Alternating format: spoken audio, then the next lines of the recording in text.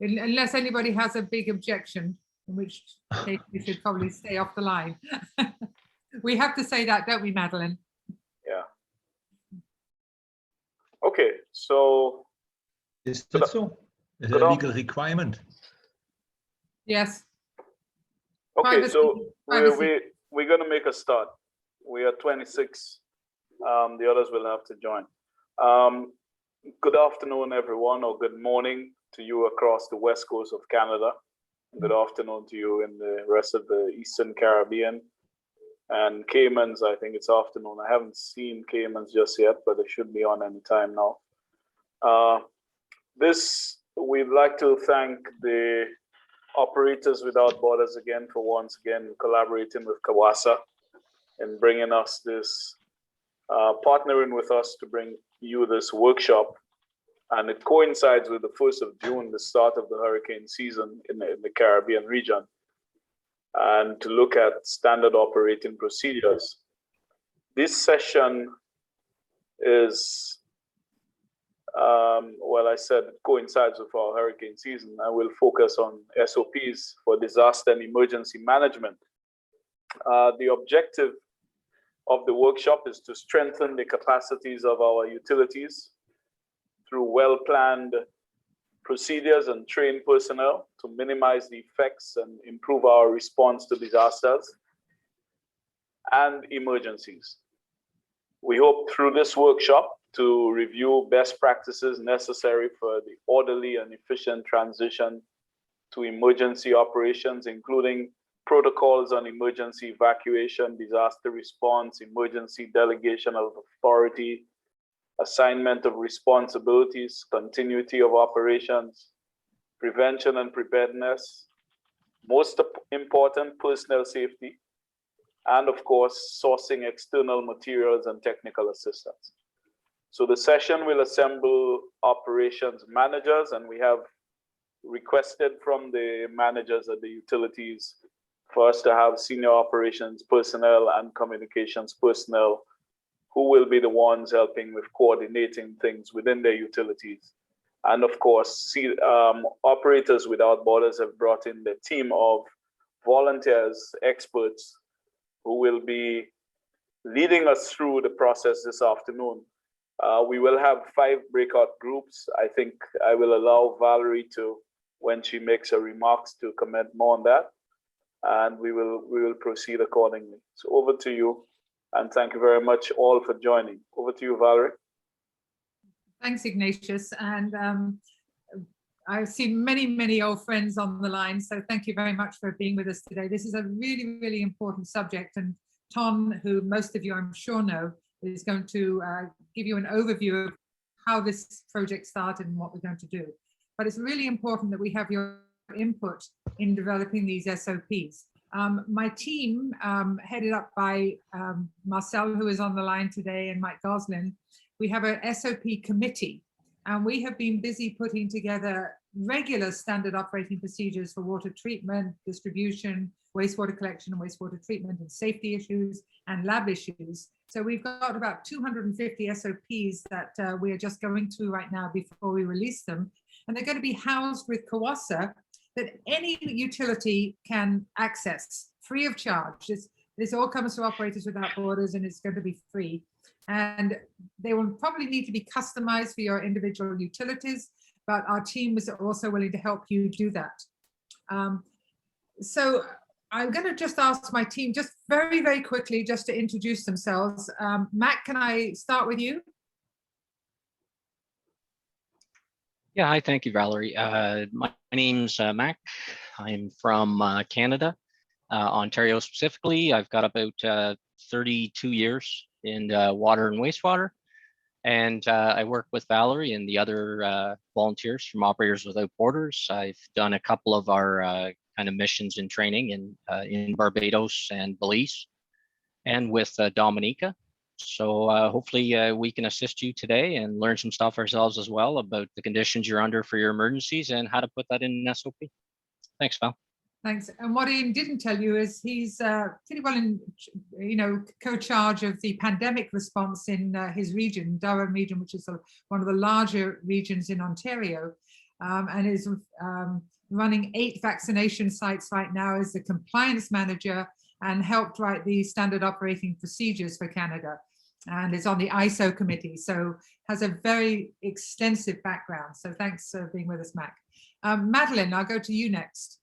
If you unmute, if everybody on my team wants to unmute so that you're ready to go. Hello, I'm Madeline Butchler. I'm in Canada, but I'm on the West Coast, a little ways from where Ian was talking about. I'm part of the Operators Without Borders board as their chair of governance. And one of my roles has been to really help with documentation. That is my subject matter expertise, everything from reports to now SOPs. I'm involved in a project in Haiti to help assist lead operators there to generate a version of SOPs for them. They have Creole, French, and English, so it's an interesting challenge. Back to you, Val. Thank you. Janine? Oh, hi. I actually work with Ian. We live about 10 minutes apart and we work together. I've been with the water plants for around 25 years, and I do a lot of my job title is IMS coordinator. I run our ISO programs at our water and wastewater plants. So I have a lot of experience with documentation and document control and writing procedures and training as well. I do training for all of our water operators in Ontario. Actually, I work with our Walkerton Clean Water Center, so I get to do that as well. So hopefully I can support everyone with their new SOPs, and if you have any questions, I'm always here to help. Yeah, Thanks. and also Janine and Mac have been responsible for about 8-9 weeks of training for the new lab in Dominica. So they've been doing that. So thank you. Kevin, over to you. Hi, good afternoon, everyone, or still morning, I know, in Canada. So it is a pleasure to be with you today. I'm going to meet many new people, and I'm looking forward to working together the next few hours. I'm in South Florida, about 20 miles north of Miami, the Fort Lauderdale area. And I work for our public utility here, both water and wastewater. And previously, I've worked in water management as well. I am what we call a flaw warn, which is Water and Wastewater Response Network. That's one of the ways that we respond to emergencies here in Florida.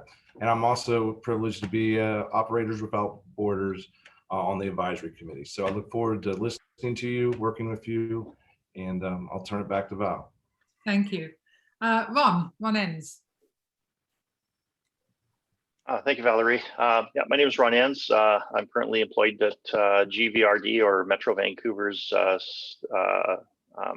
liquid waste services.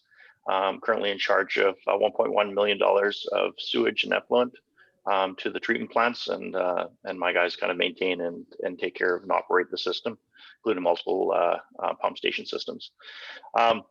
My past life was highly involved with Canada Task Force 1 Heavy Urban Search and Rescue Team that has been deployed in places such as Katrina, Johnson Landing, Calgary flood system, etc., and where I was not only a rescue member and also on the leadership committee.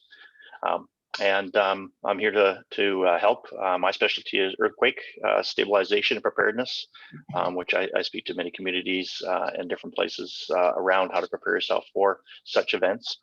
And I hope to learn a bunch from your group, and I hope that we can share some ideas and thoughts. Thank you very much. Terrific. And Marcel. Yes, my name is Marcel. I'm from Ontario, Canada. I've been in the water wastewater industry for about 29 years, anywhere from operations to process compliance technician to management. I've had a couple of stints with the Operator Without Borders in Dominica and the Bahamas, and created a bunch of SOPs for you people. And so that's where we're at, and hopefully you can learn more today. Wow. Thanks, Marcel.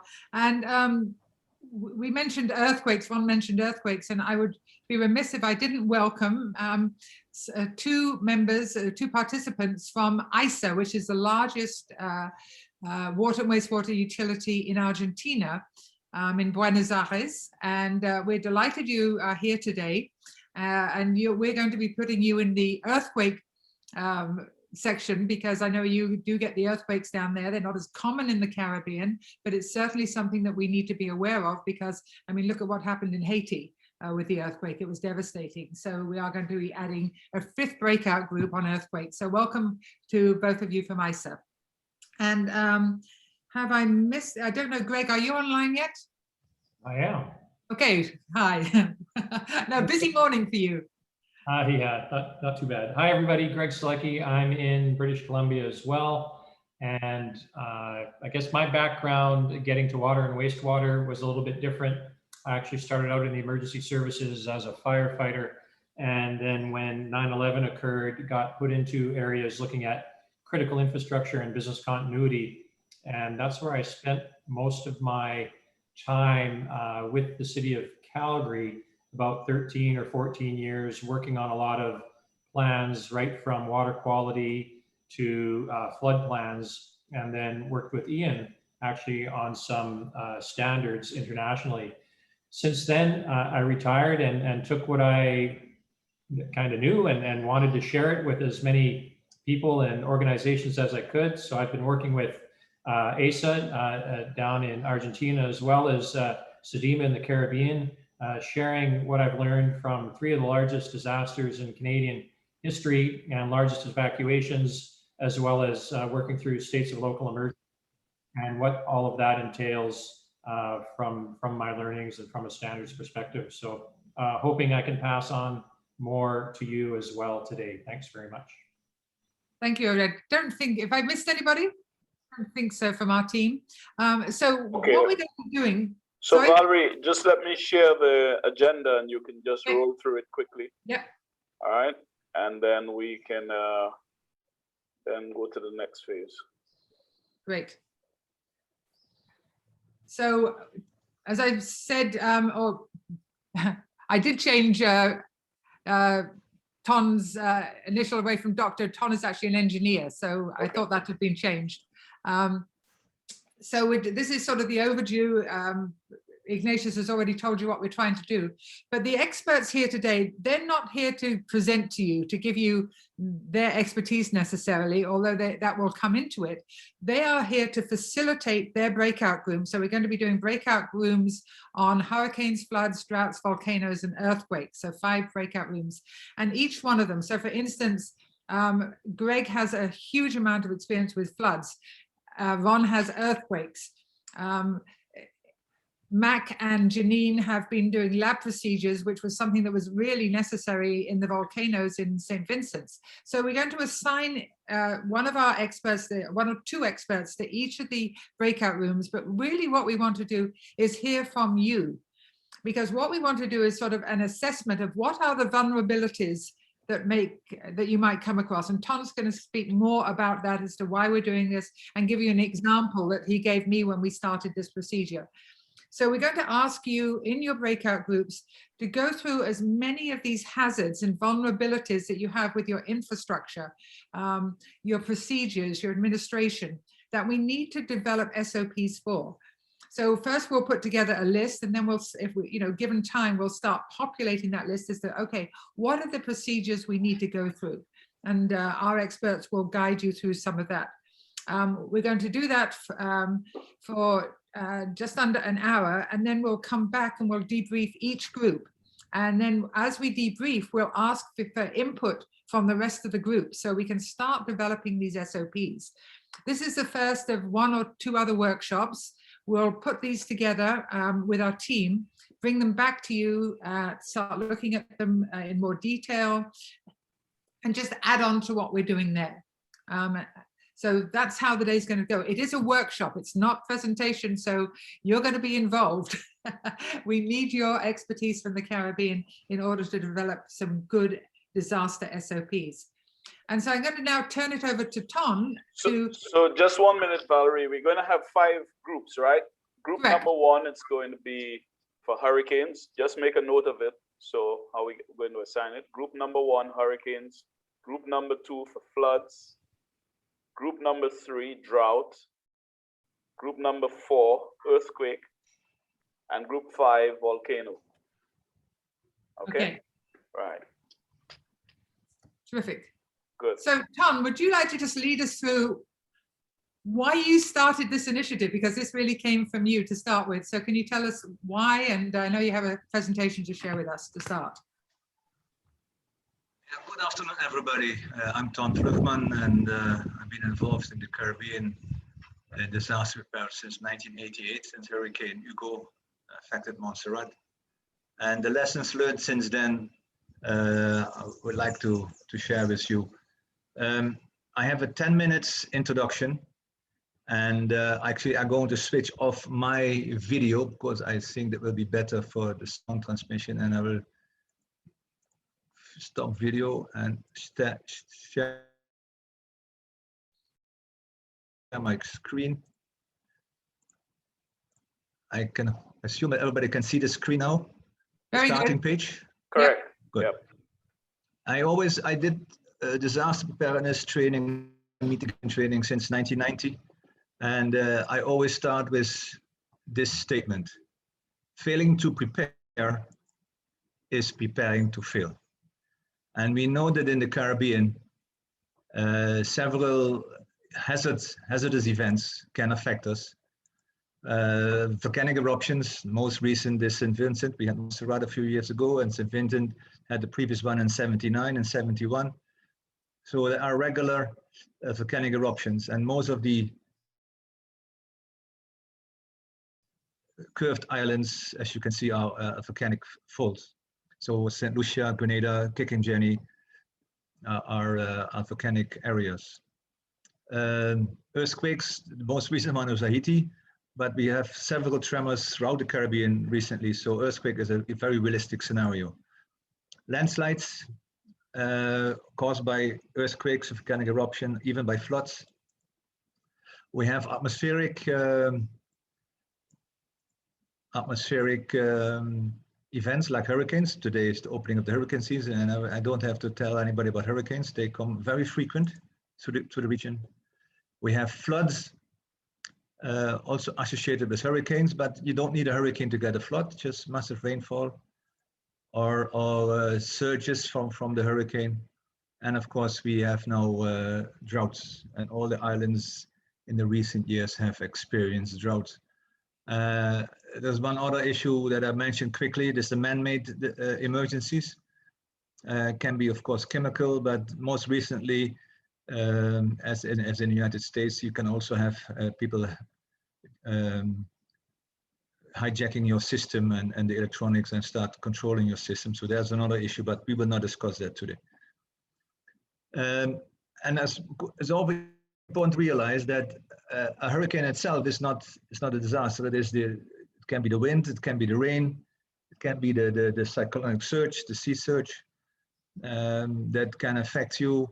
And it is always very important to realize that the hazard, hurricane, flood, earthquake, volcanic eruptions, they are not an emergency by itself, but there's an event, it is a hazard, but it is the impacts on the infrastructure and the disruption of essential services that can cause the emergency, especially if you're not prepared for that. And here's a graph that Paho prepared many years ago that showing that different systems have different vulnerabilities to the different hazards. Intake can be a river, it can also be in the mountain. Most islands have mountainous intakes. But anyway, basically you see, sorry, that goes too fast. Previous. So the intakes can be affected, especially one in the mountains. The transmission lines can be washed away. We have seen plenty of pictures of that in the recent years. Again, some more pictures of the transmission lines. The treatment plants can be affected. This is a plant that is affected by volcanic ash deposits, and they put some tarpaulins on top of it. Other treatment plant impacts are shown here. But the main issue of this is that different components of the system have different vulnerabilities to different hazards. This is an earthquake. And here we see other impacts from an earthquake on pipe system. And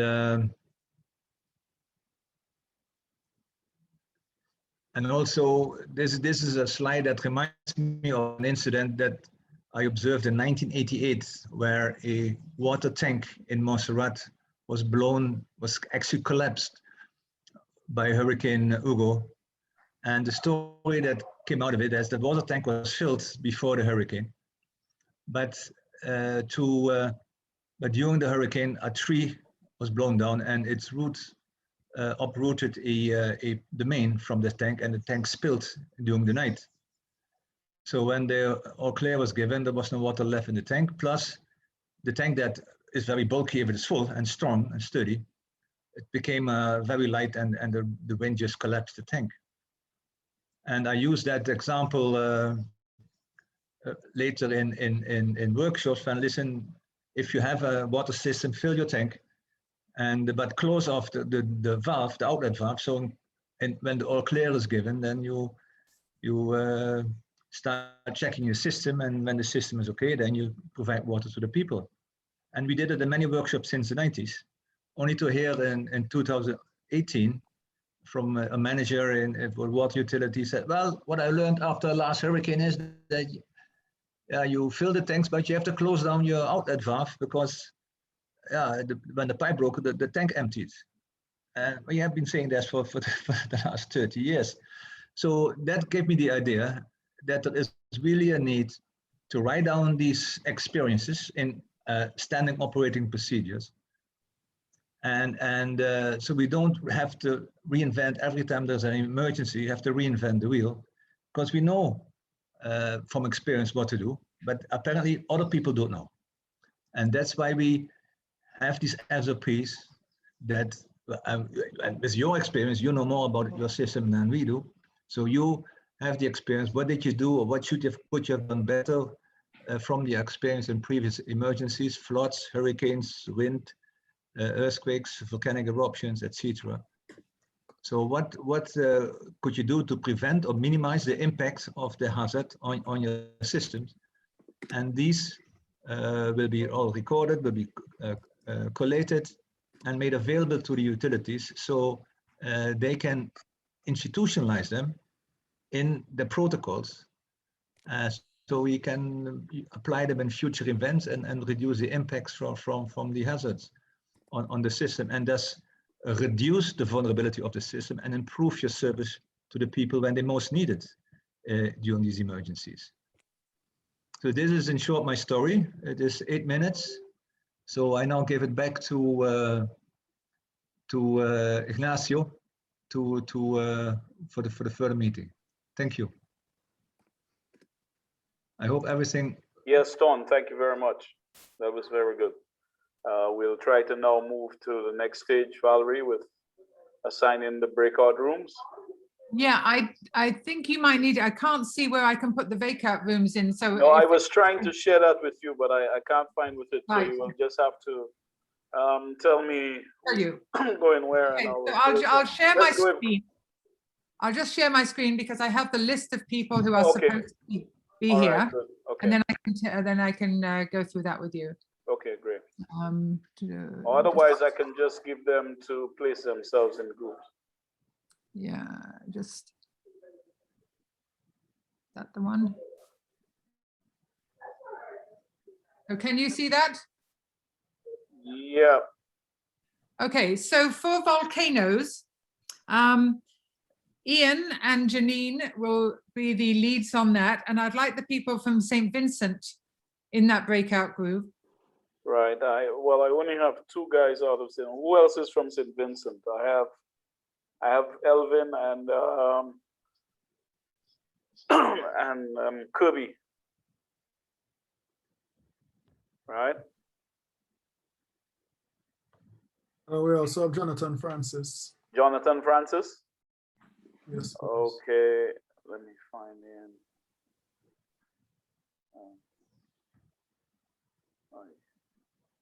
Tada. I shouldn't be muted. Okay, just a second.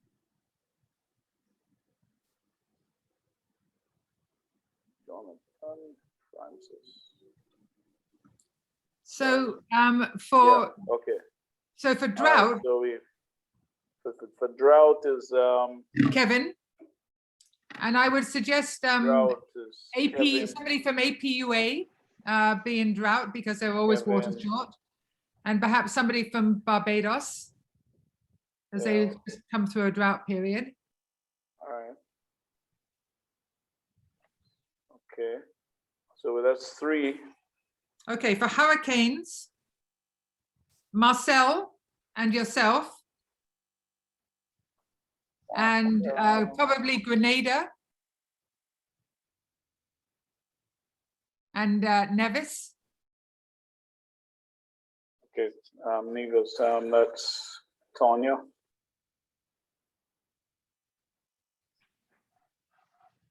Okay. For floods will be Greg, and I would think Wasco often experiences flooding, and which is WAC? Who's that? That's Cayman. Cayman. Okay. So We don't have them here right now, do we? yeah, we have Cayman. Yeah, okay. Ahmed, and Okay. but they also do a bit of. And you said floods, Wasco. Yeah, Wasco. Okay, I've got what's your mouth here? And let's see, Chariot. And didn't we And then the last one is earthquake, which will be Ron earthquake? and Madeline. Ouch, I think I haven't. Oh, earthquake, yeah, that'd be number 4. Number 5. No, 4 is earthquake. 4 is earthquake, Oh. and 5 is volcano. Okay. Madeline And Ron. And then our guest from ISA. Ron, and who's the guest from ISAP? Now they're not on your list, and I think it's let me just say Maria. Yeah, Maria. And who else is from ISO? Can you just identify yourself? I think we have a couple of people. Is it Martin Lopez? Is it Maria? Maria Bastero? Okay, yeah, okay, I got them. Okay. Yeah. All right. So I would send everybody to their breakout rooms, and then if anybody is left, we can just assign them. So there is a form to fill out. So I'm just going to stop this share and then go back and just share my screen again and see if I can. And we have a template. Oh, I still have people to assign though. Yeah, that's okay. We can. You do can that. just go in and join the rooms, I think. Yeah, I'm just going to show you.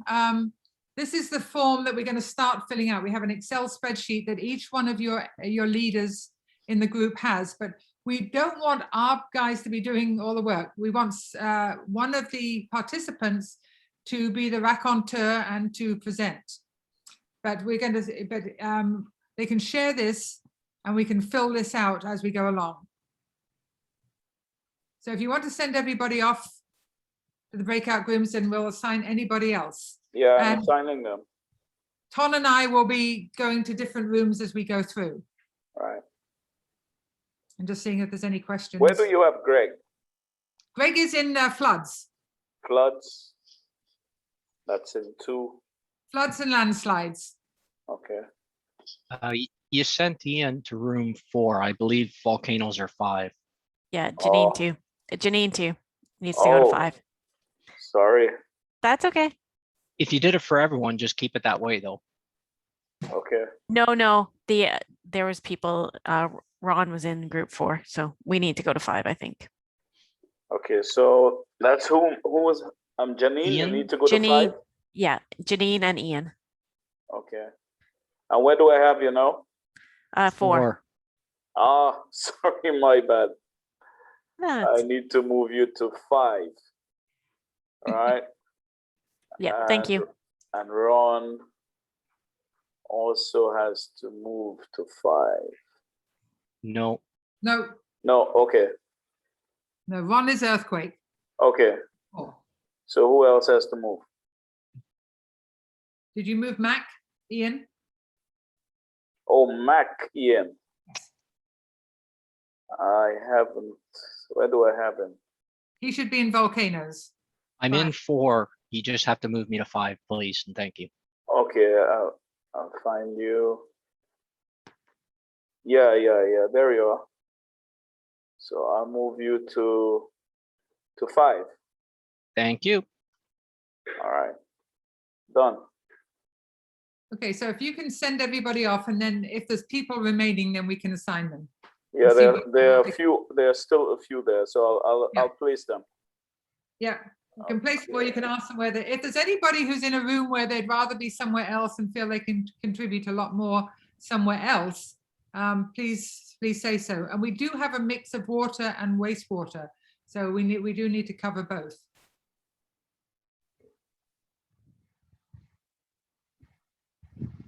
Roger, where would you like to go to?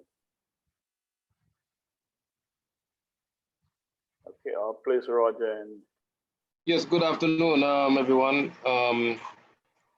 You want to go in I could Hurricane? go, excuse me? Where you want to go to? It could be hurricane or volcano. I mean, it's Okay, always you're in working on Hurricane. something. You're in Hurricane. Okay. All right.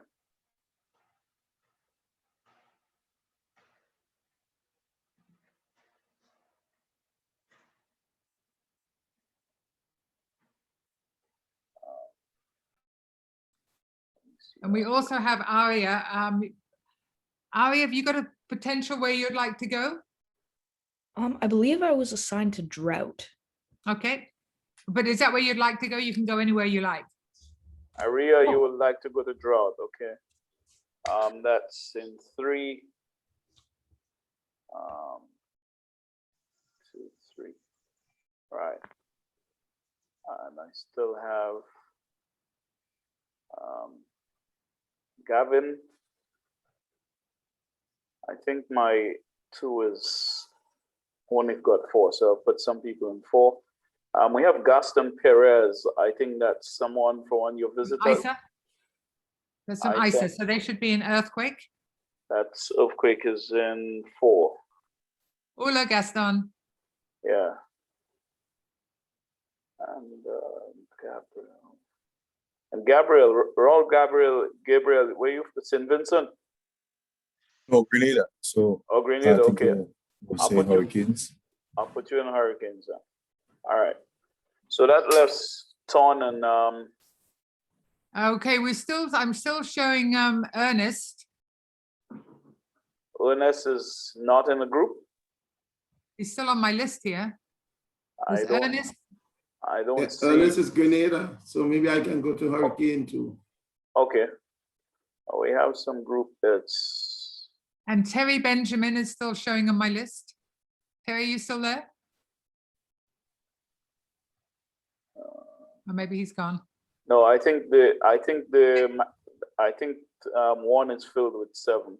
So I'll put you in 2. And Clyshon. Where would you like to go, Clyshon? Clyshon is in 1 in Hurricane. Okay. No? Is there anybody left who we haven't assigned a group to? Speak. Or forever hold your peace. Okay. I think I got everybody covered now, except you and Ton. You all can move around. Yes. Yeah. Ton, are you okay there? Yes, I'm okay. All right. So how do we move around? Where's the breakout groups? Okay, I'm going to move you to which group you want to go into now, Ton, immediately. I can put you into. Okay, go into Hurricanes. Leave it up to you. Start. Okay, I'll put you in Hurricanes for starters. Okay. And Valerie, you go into. Let me go to earthquake to start. Right. Okay, earthquakes. All right. And then you need to join your room for hurricane. I need to join the room. Who's this? Hmm? Who's speaking? No, Ignatius, I'm speaking. Oh, okay, sorry. You need to join hurricanes because you're in charge of hurricanes with Marcel. Okay, I'm gonna go in now. I don't know how to join.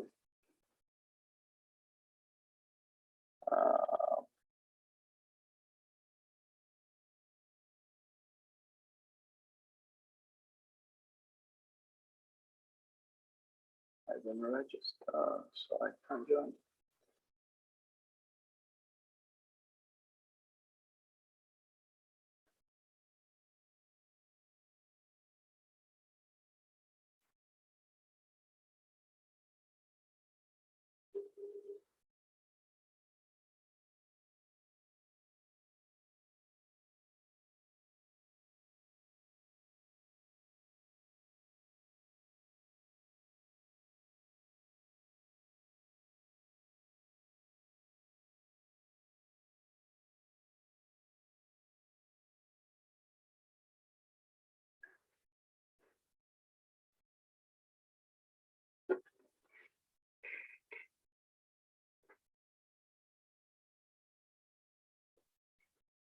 Okay.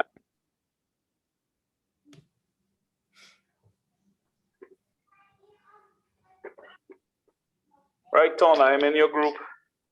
Okay. So how are you going there? I'm going. Okay. So we are supposed to, I think there was, yeah, you go ahead, you lead. We have, so we're so supposed who to have are a, we have to have a, I think, we have Timothy James, we have Tonya Bartlett, Roger Hanley, Raul Gabriel. Oh yeah, okay. All right. Okay. So I just have a new person here. I'll just put him into group 1. Okay.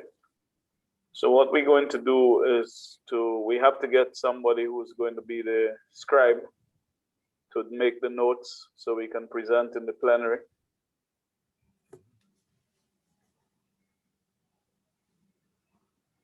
And okay. Yeah, and so who's going to do that?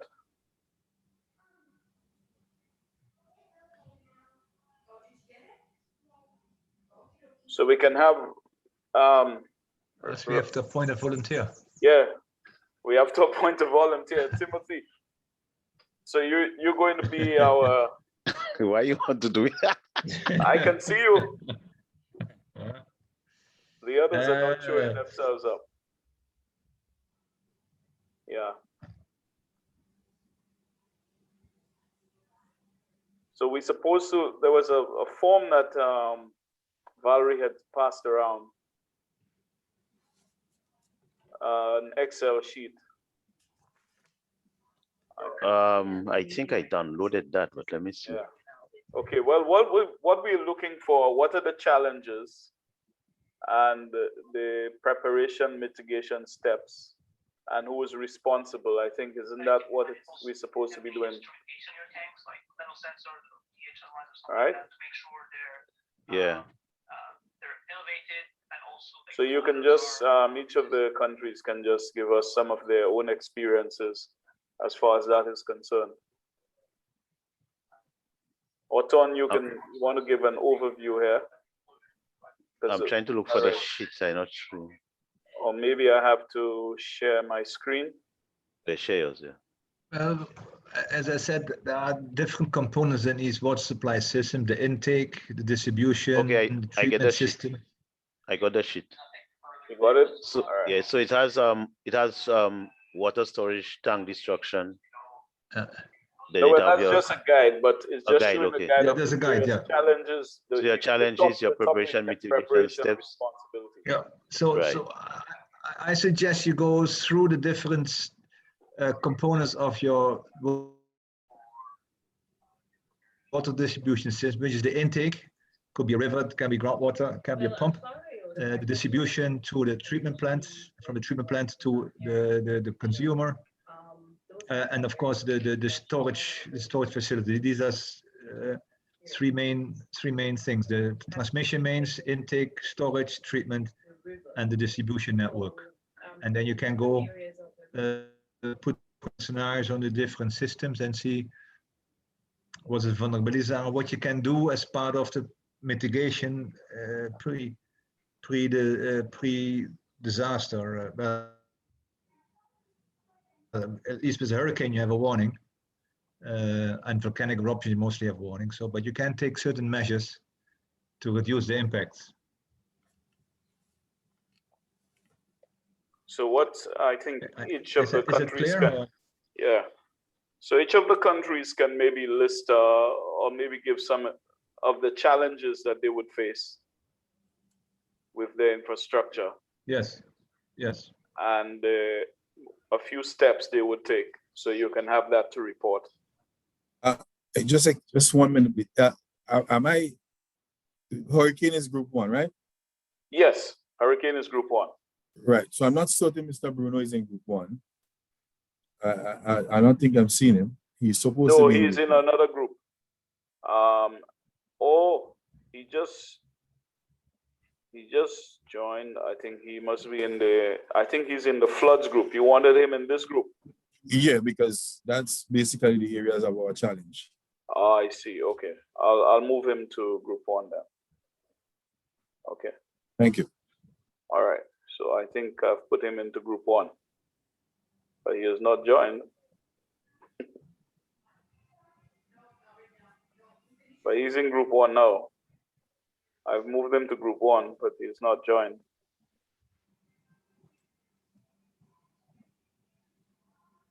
I don't know how to get out of here and ask him to join. So if you can reach him, okay, he's joined now. So you can proceed with that.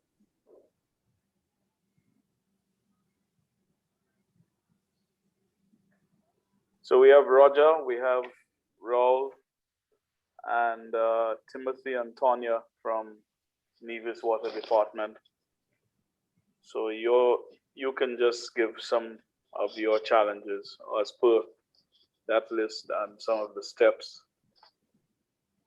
And we can have a discussion and Timothy will record. Timothy, you can also have your own input from a WASCO perspective. Yes, I was saying we can start with listing the challenges. Right. And then we can put on, and then we can so we can look at the various challenges and see what in terms that would affect us for hurricane. Okay. So I think the first one that's there already, water storage destruction would be to stay. Mm-hmm. Then you'd have intake destruction, water intake destruction, because most of your intakes would be in a river, and during a hurricane you would have heavy flow in terms of your rivers. All right. The intakes will definitely get damaged.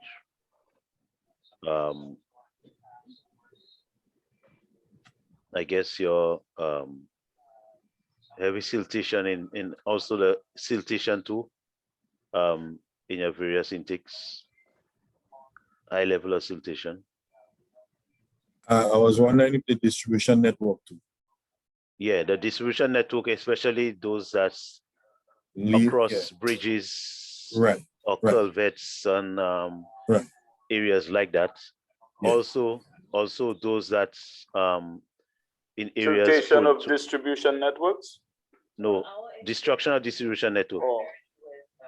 Like your pipeline, especially those across bridges.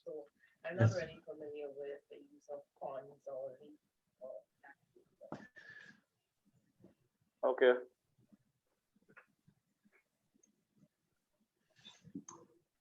All right, so even your treatment plants, can be destructed, either the physical plant. I think the access to the treatment plants. Yeah, access roads. So in fact, all your facilities. Blockage of access. Yeah, blockage of access by trees, landslides. Facilities. Well, yeah. In some cases, the lines are suspended and passes through river. Yeah. So instead of only saying distribution network, you can also put transmission too. Most of the transmission to are very exposed. Yeah. As they leave the dams. Yeah. You are sure that you have. And you were saying something about lines. More of the Yeah, we have some of them which are what we could call suspended. You know, they're on columns, but some of them pass across rivers. Yeah. So I guess it will still fall under the category of destruction of distribution transmission networks. Yeah, that'll cover it. Yeah. Okay. What's about your physical plants, like your buildings, pump stations, you know? Well into the hurricane. Right. So buildings in particular, the treatment plants and so right. Your pump especially stations. those treatment plants, because they are where they are at, you know, we use mostly gravity feed, right? So they will be high up, they will be in the mountains. Even these buildings could be susceptible to you know, fallen trees and so on, because you know, we can't deforest too much because we want to collect the rain and so, you know. Also destruction in terms of power outages. Right. But in most cases for now, I should say we have what you might call the backup generators and things.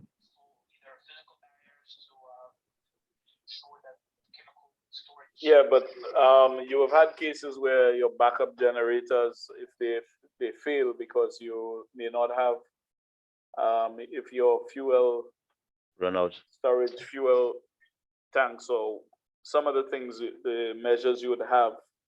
So when we get to the next column of putting in the measures that you need to have in place. Right. Yeah.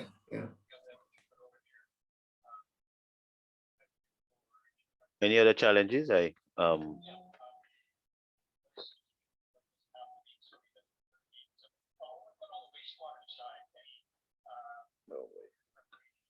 think I don't know if we call it a challenge, but ensuring you supply all the customers before the event would be a challenge. Yeah, you can, because what you find. What's that? Because supply.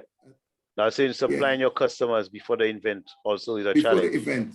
Yeah. Yeah, that could be a challenge. Because for instance, last year, when in the hurricane season, we were almost in a drought before. So we were trying to sell people to store water. Right. They were asking where's the water to store. Precise. So that's very correct. Yeah. Not really familiar with what it takes to. What about difficulties of supplying chemicals and the equipment and parts? Yes. Spare parts. You know, having all your spare parts available, I guess that's a challenge. But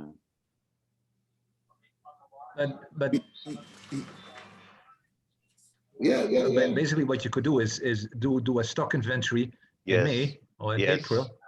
So you can order the May, so you have it in the beginning of the season. So a stock inventory and purchase of. Right. That's what we do to ensure that you have spare items for in case you have a hurricane.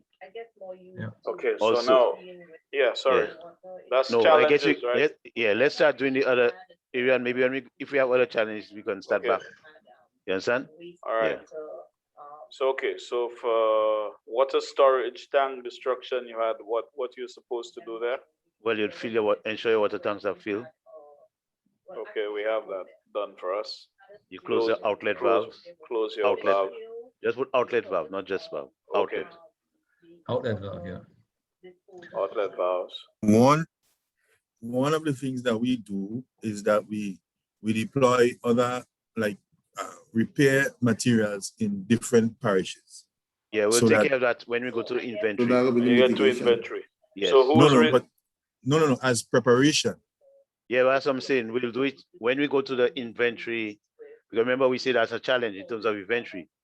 So when you look at preparation under the same column, the same row, Okay. you'll then indicate that. So now for now, we just listen to challenges. Right, we listen. We listed the challenges, and now if you look at the page, we are looking at. We do it for water tank now. Okay, right. Yeah. Okay. Anything else for water tank destruction, apart from filling the tanks, closing the outlets? I would think securing the area too, because sometimes you may decide to close your valves and somebody in the area may want water, and most of this area secure. That's an area tend to be overlooked. Security. Right, securing the area, in whether you decide to have some kind of way to lock off the valve, or something. Because people might go and thief the water. Or they might just open up the valve because they want water. That's what I mean. They might open the valve, yes. Yeah. Because they need water. It's a real. You have in some areas in Grenada, you have what you call drakes, which will steal the water and sell. Yeah. So securing it is a big thing. So I think this free. I think something else maybe. You ensure that around the tank is clear of debris or like loose objects. No flying debris and so. Right, because that could actually puncture your tank and stuff like that. So that could include tree trimming and the picture I showed was a phone tower. How you call it? How you call it again? Or the phone cell towers. tower. The cell towers. Yeah. Mobile cell tower. A cell tower. Fell on there.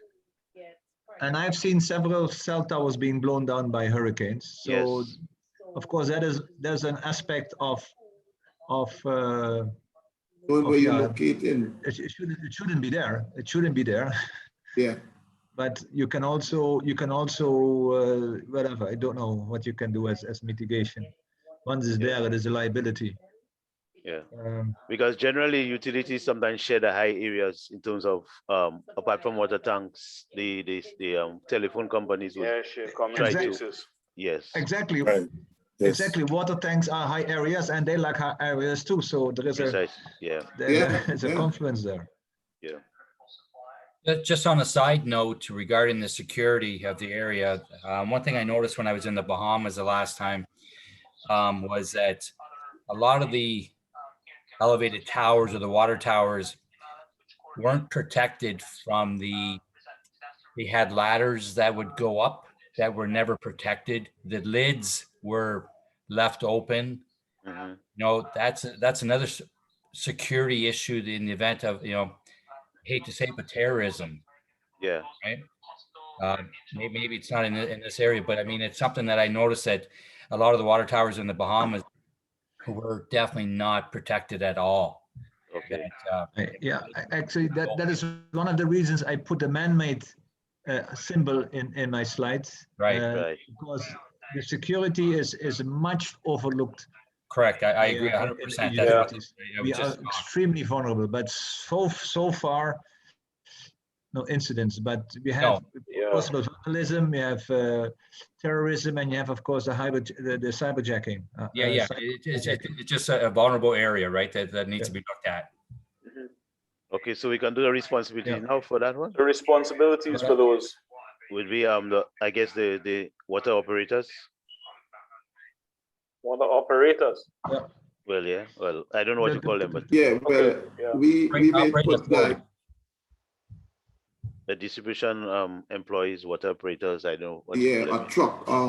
Because we are in Grenada here, we have water trucks. So normally the water truck might be responsible because we suddenly put what I might call a running pipe towards it, because sometimes the area you put it is because there's a shortage of water. But you're talking about a portable, you're talking about a tank you put there, but you're not talking about those you have on your distribution network, which would be filled automatically. I'm talking about if you locate, Isn't it the responsibility of the operating authority? Yeah. Wouldn't it fall under your operations? Yes. Yeah. Operations. That was Okay, it would be, he would have a responsibility, but the functional people would pass instructions to make sure that they have their checklist. Right. Yeah, that normally will fall on in our town in Grenada under the production and quality. Okay. Yeah, but as you say, the operation managers. Yeah. Okay, I'll stash, because you may have different different terms, nomenclature. Yeah. Different their own storage and their response. production. What you said? Production, quality, and quality. Yes. And so you can just write if one operations and yeah, so you can just have it as a broad. this Yeah. misconception that, you know, because of the fact that there is an infrastructure in place to supply water to households. And so basically, the closing off of the outlet valves will be same them There is this on that through the operators. that the infrastructure will always. So I guess you can just have the overall responsibility, and then these people would then instruct. Yes. You know, right. And I suppose the challenge is to. All right. Right.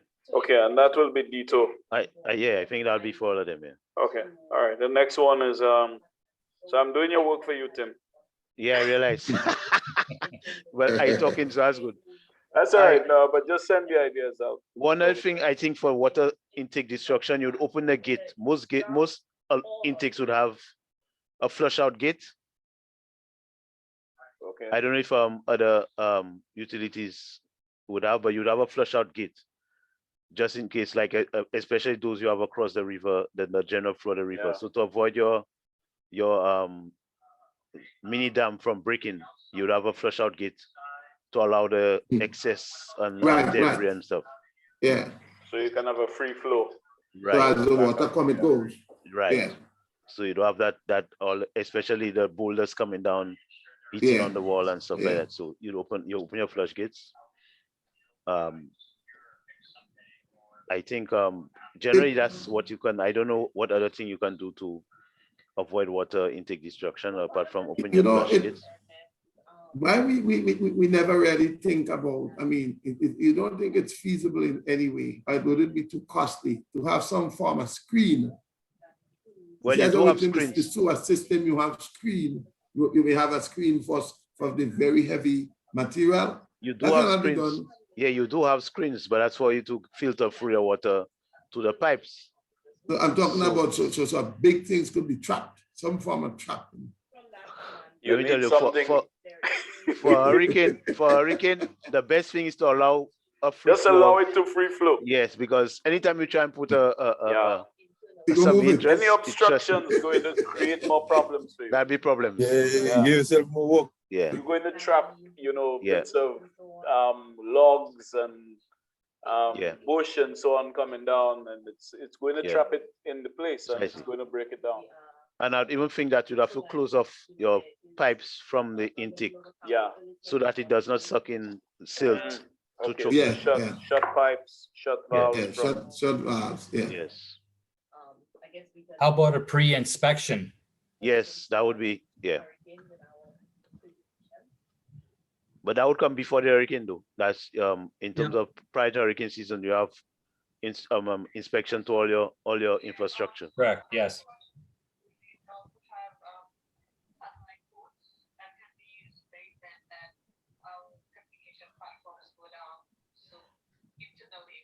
Okay. And the responsibility? I think it would fall under the same as above. Okay. Yeah. All right. So then you have, you had siltation of intakes. Well, it would be basically almost the same as water intake destruction. Okay. Yeah, because you'd have to flush out, open the flush gates, close up the valves and stuff. Okay. Destruction of and distribution of mains transmission networks. That I don't know if you can do any preparation except doing your inspection of your infrastructure to make sure that it's resilient enough before. What's that? Well, Yeah, I was saying that in terms of your destruction of distribution transmission networks, I would think that you'd have to do your inspection to ensure that they are. Yeah. Your pre-season, your kind of right. pre-season inspection. But you do have no control over possible landslides that may decide to go with the whole. But you just do your pre-season inspection and strengthening your infrastructure. Yeah, and reinforcement when necessary. Reinforcement when necessary. For some of them, what you may tend to have, you might have some temporary something in the form of wood or something. So if you can put more permanent, thing that's as proper columns and those things, and hope to resist. Landslides landslides are sometimes caused by saturation of the soil with water, and this could be a result of blocked drainage systems. Right. So it is important that part of the inspection that you have your drainage systems cleared, and you see many countries doing that now, because you see Barbados now, street drains are now properly cleared to make sure that the water can run off. But that is one of the things to prevent landslides. Possible landslides. Make sure your drainage systems are okay and not blocked. What we have recognized sometimes down here is that there are some areas where when they will have left the plant and fair distance from the plant, they because we're coming through lots of trees and vegetation and so on. There are some trees which are close to our lines that are on columns and things that are not necessarily needing to be there. Right. So you have to cut them off. Right. And cutting them but that would be long before, you know what I mean? But that's what I'm saying. So last pre-season clearing of your various trees. But that is also means you these trees have to be cut when they're small.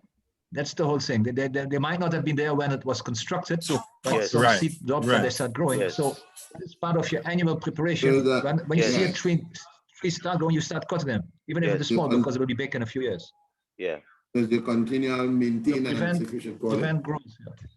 Also, what you can do is where you have pipes crossing bridges or to ensure that around the intake of the bridge is clear, because sometimes you have heavy boulders and stuff hitting your pipe, which is along the side of the bridge. So I guess you can.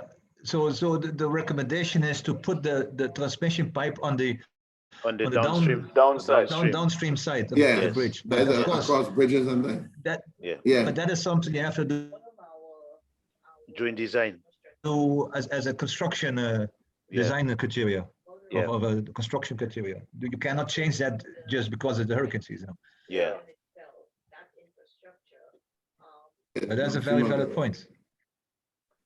Yeah, that's a lesson I think that came up in a pre-conference workshop, and I think a number of utilities noted that. Yes. When new bridges and so on are being designed, that they factor these things. On the dawn, Yeah. But you were saying to remove stones and things, hazardous material. Things that would What you should do, insert some rules so you know. Yeah, I will. Yeah. Infrastructure to find out where exactly they are. So you think in cases where some of them are on the bridges, even though they're on the downstream, right? But let's just suppose heavy bridge damage. Yeah, but you got bridge damage. You think it's too expensive to encase some of them or have some kind of protective barrier, concrete. Yes, concrete. You'd have to encase the pipe. In cases where you have no choice and it's already on the upstream side. Yeah. You have to encase the pipe with concrete or put some barriers to prevent some kind of from getting Yeah, something could be looked at. Yes. Because a lot of cases we already have pipes on the upstream, so the best thing is to use something else to protect them. But then you'd have no control over if a bridge damages and stuff. But at least you'll ensure that you encase your pipes to prevent it from. Again, these are pre-season things that should be ongoing. Yeah, pre-season, right. Yeah. Because that's what you do to mitigate things. Yes. Yeah, okay. So the next one was blockages of access. Yeah, so again, you'll have to clear all like your trees, ensure that you do tree trimming along your various access to various plants Yeah. Clean the drains, because if your drains are blocked, it will even cause landslides and stuff to yes. occur. Ensure proper drainage in terms of natural flow of water from these around these access areas.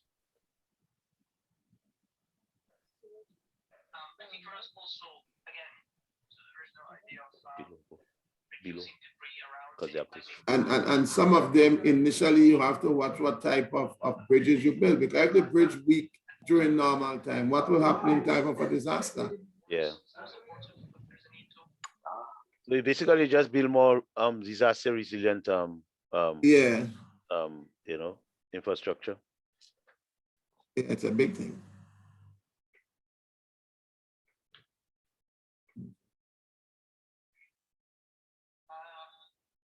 I think some of the work has to be done on the roads too. You see the roads. While you might trim and have the drainage and so on, but you want to make the roads as the best you can, so that in the event of something, you don't have to do an excess amount of work now to get it motorable again.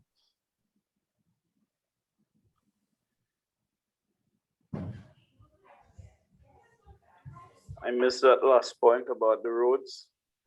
Right. Well, I'm saying some of the times that the roads to these plants and so on, the drains could be all right, the trimming maybe tree could be all right, but the roadway itself needs to be in a fairly okay condition. Okay. Meaning that if the hurricane hits or what have you, you won't have to be doing an excess amount of work just to access the places.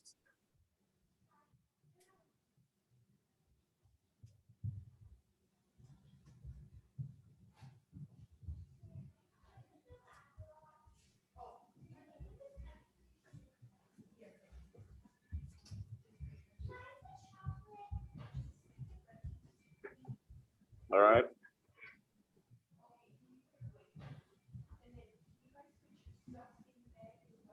We haven't heard from Tanya, and there are a few other people in the group.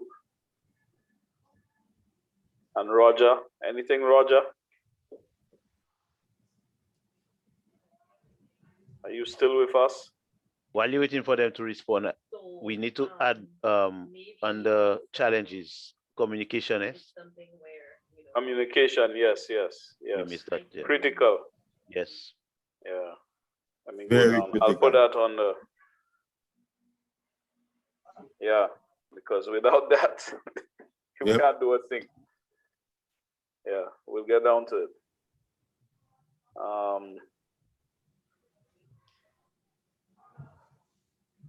Roger? Tanya? Yes, good afternoon. Yeah, I was making some notes. I do have open source, contamination of open source. We do have two main open sources that we use, source water sources. Right. And so they're susceptible, vulnerable to contamination from surface water runoff during intense rainfall. Right. And so I'm not sure if it was mentioned there, but the gentleman spoke about intakes. Our surface water sources are not as large as the because you're mainly underground groundwater, yeah. Yeah, but in times of hurricane or intense rainfall, basically we would discharge the water to waste to avoid the heavy turbidity. Okay. So where you want to place that? I think you'd have to have a separate title as contamination of water system. Okay.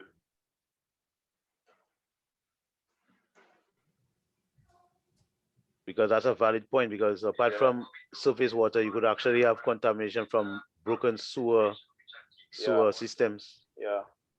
Right. Well, these sources are remote,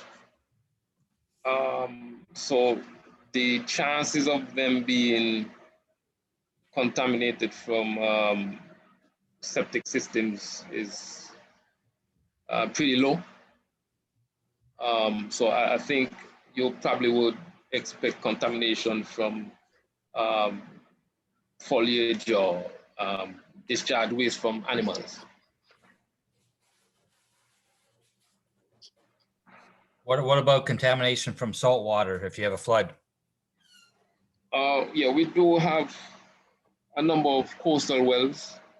We are trying to keep a tab on the amount of water that we abstract and to ensure that we stay well within the recommended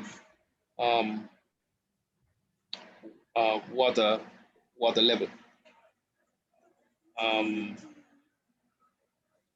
There are times when we would see the increase in some of the parameters that we test for. And so as a preventative measure, we would decrease the flow of the particular well or wells in order for us to maintain the acceptable WHO standard.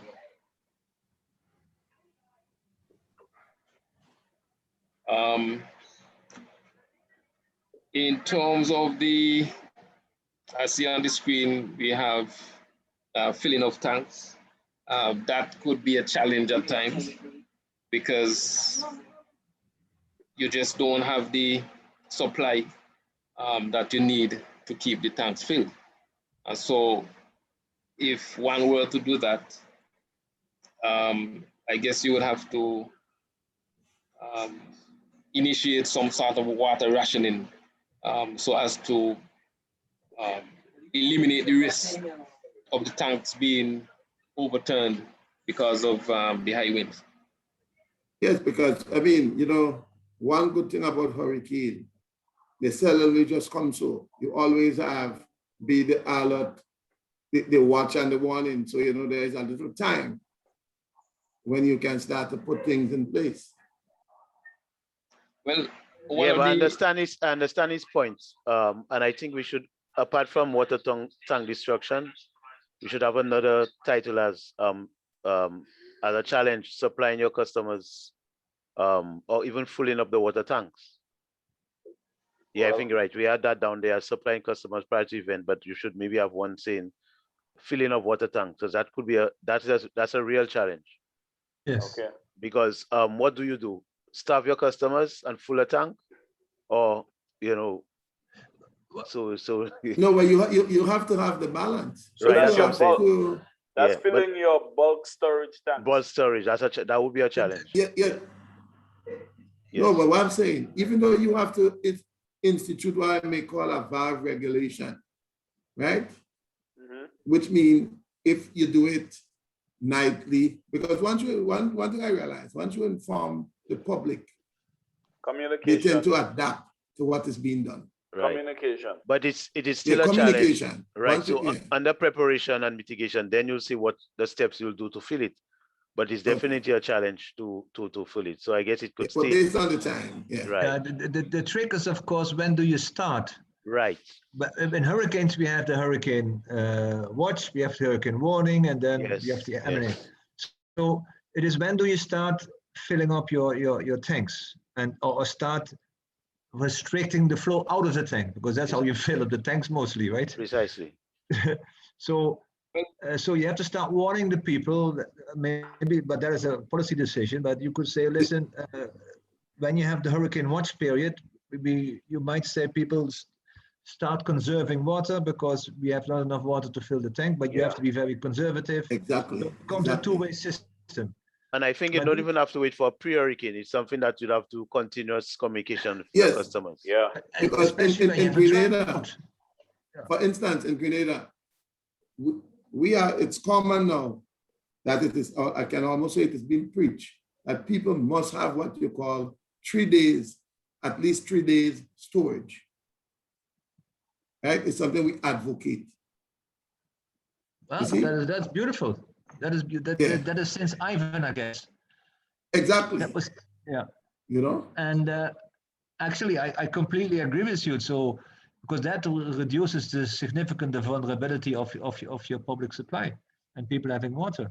The thing is, it was customary in the past. that people had water storage. Even a country like Dominica, that people used to have rainwater storage. But I think that's a good system. Yeah, because you see, as I always say, it's not annual again, it's almost every 6 months. Because in Grenada, we have what you call the dry season, shortage of water. The rain season, excess, you cannot use. Yeah, exactly, yeah. Good. I'm glad to hear.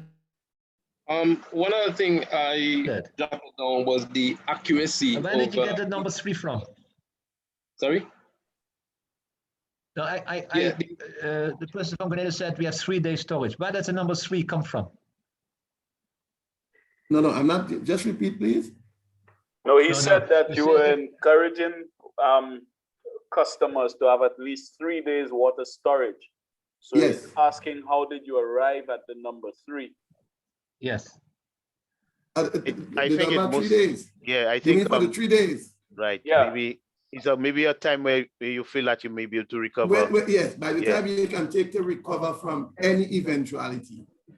But you I understand? think 3 is a low number, but it's a minimum kind of standard in terms of the what 3 use.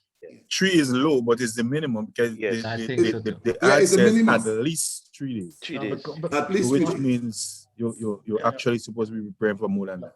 Yeah. It's at least. That's the I operative. asked that question because for the smart hospital project, we also say 3 days. And people ask me why 3 days. And yeah, it seems to be. I think you always feel, regardless of what happened, give yourself 3 days, even though you cannot come back to normalcy, then you can put some contingency in place. Yeah. 3 days seems reasonable, but yeah. Okay. All right. Yeah, I was adding one more. Yes, comment Roger, go ahead. In terms of the accuracy of information. I know a number of times we were told about a particular event, whether flash flooding or hurricane activity. And in the end, we prepared, but nothing of that magnitude or that sort. It's better to be prepared than be sorry. Yes. Yeah, so that's a challenge, but we could add that as a challenge. Nah. I don't think that's a challenge, but it's not a challenge. It's just something that's how it is. It's prediction.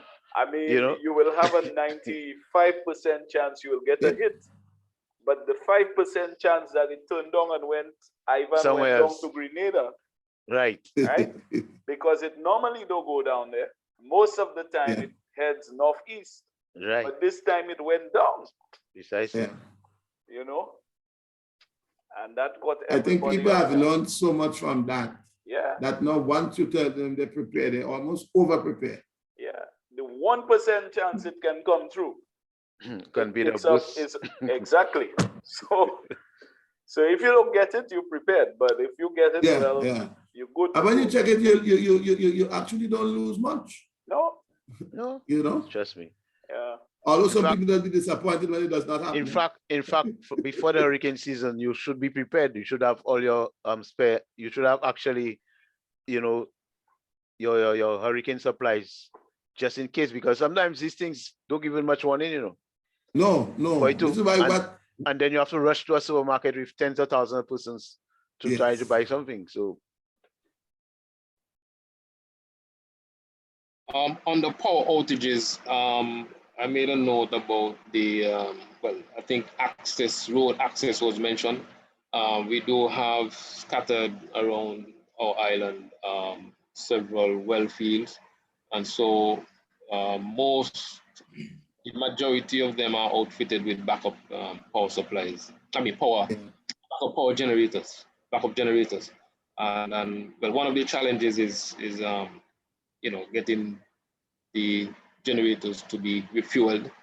And of course, if you have to travel through difficult terrain, it's more difficult than if you have to travel on. What we normally do is to fill, like prior to a hurricane, we fill all our vehicles, all our generators, all places that need fuel, and then after we have the company full our storage tank, so at least you have, apart from all your think your other items fill, your main storage place is also full. So you try to have that level of you know, resilience.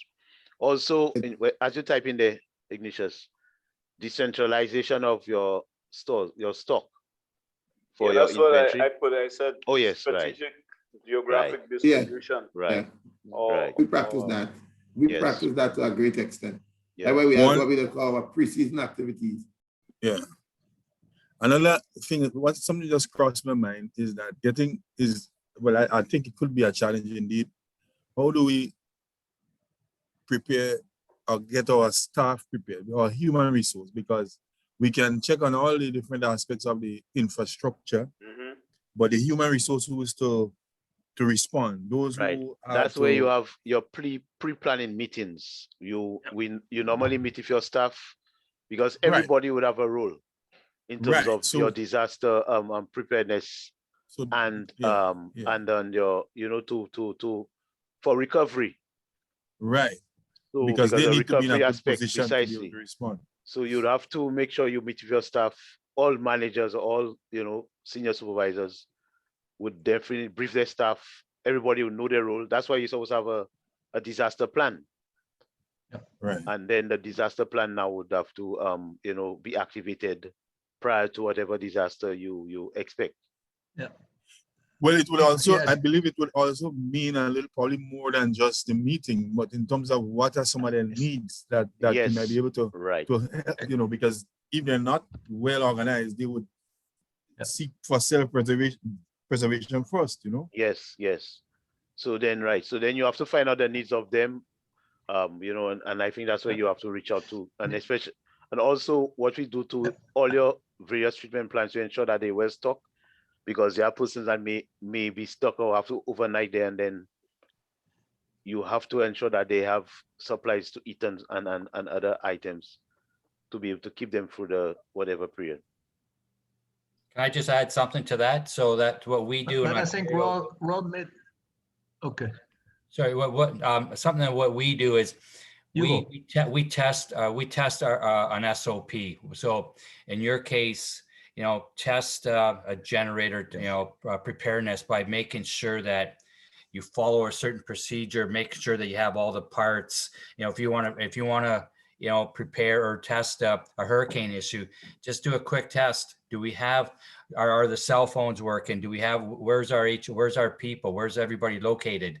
Yes. So that's a possibility too, that you should be doing, is testing certain parts of your of your system, right?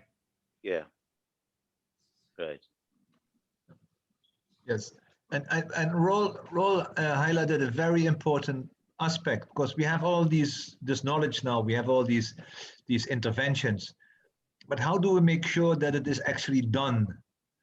And there is of course an emergency plan that has to be checked and practiced and simulation done, but somehow things fall through the crack, and we have to, and that is your institution, your system, your responsibility. So you must come up with ideas of how people know what they need to be doing. Do we have to write it in the job description? Do people read the job description? That kind of thing. And you know more about it, but this is my experience, that because this is the first time I make this table or sit with water utility people to work on this table, but there is a disconnect.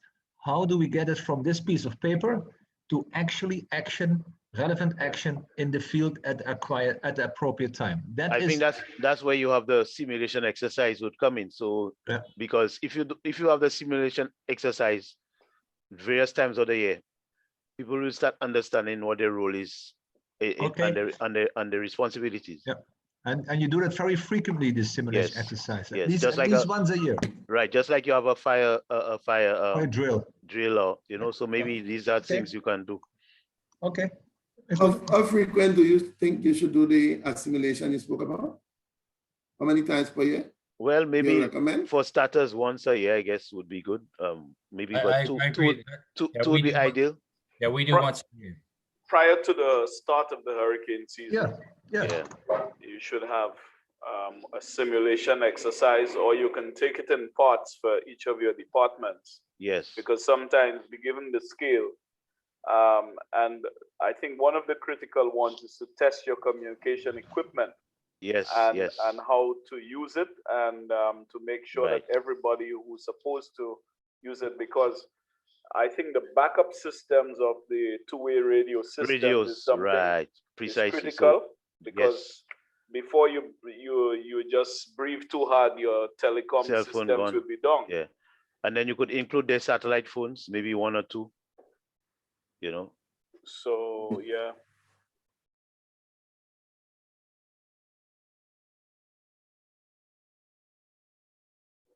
A lot of utilities did away with the two-way communication system because of cell phone, but it's something you need to, Well, we reactivate. learned the hard way after Maria in Dominica. Yes, yes. And Dominica has got theirs back.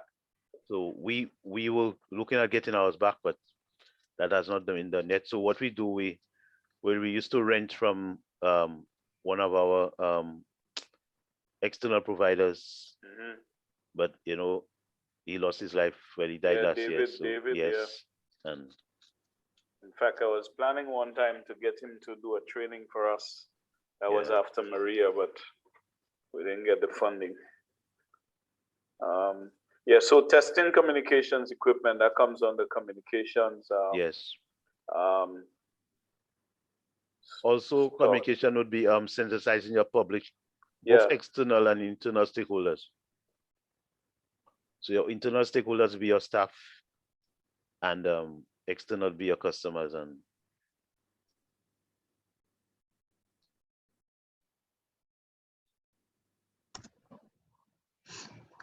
also, you have to test your standby equipment. Yes. Not only fill them, but you have to run them at least once a month or run every other month to make sure they're working. And especially in terms of communication, what we do, we also activate a command center, and the command center will deal with communicating after the disaster with your external stakeholders and your internal too, and also to manage the whole recovery effort. Right. I think we're approaching time. Okay, I just want to ask you before, right? You say you'll recommend, because the cell phones, in the case of Grenada, some of them don't work in normal time for this disaster. So you will advocate for the satellite phone? Yes. You think it's the best means?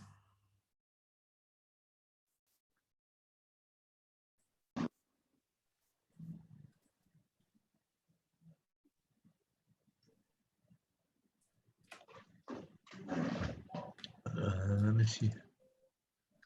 Did we see treatment plan?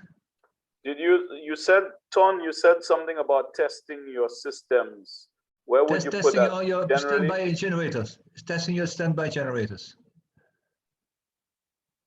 Because they're on standby, you might have fuel, but...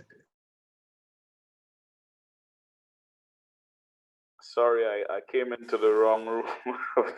I was wrapping up with another group, sorry.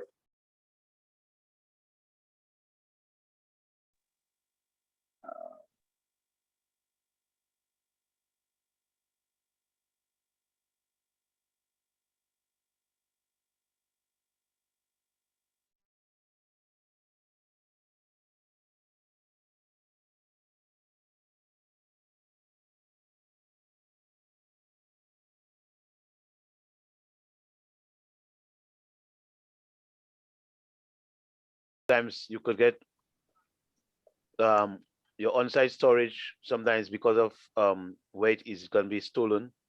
Right, that's right. I kind of thought that, yeah. Also, you could have contamination of your fuel, because if it's there a long time. Oh, yes. So all these things have to be checked. Yeah.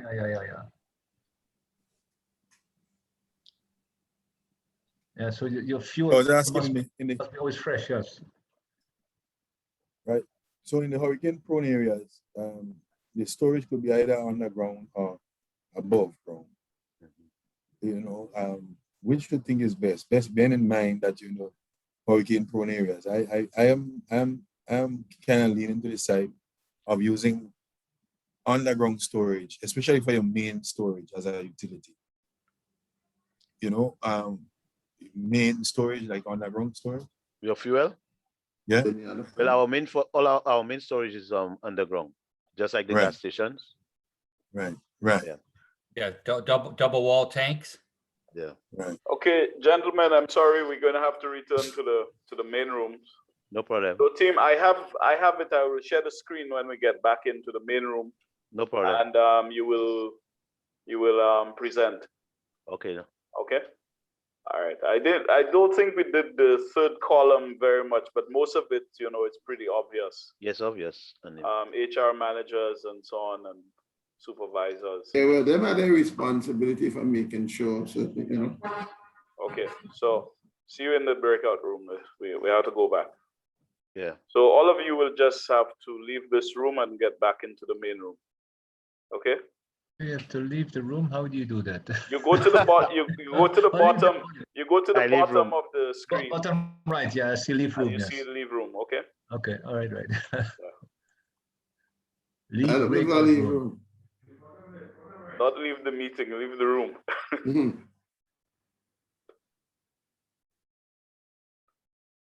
Are we all coming back here now?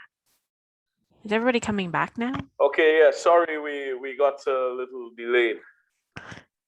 So we're all back. Can you tell those other guys, or can you close the breakout room? Yeah, I will do that. Or I can go back and tell them to leave.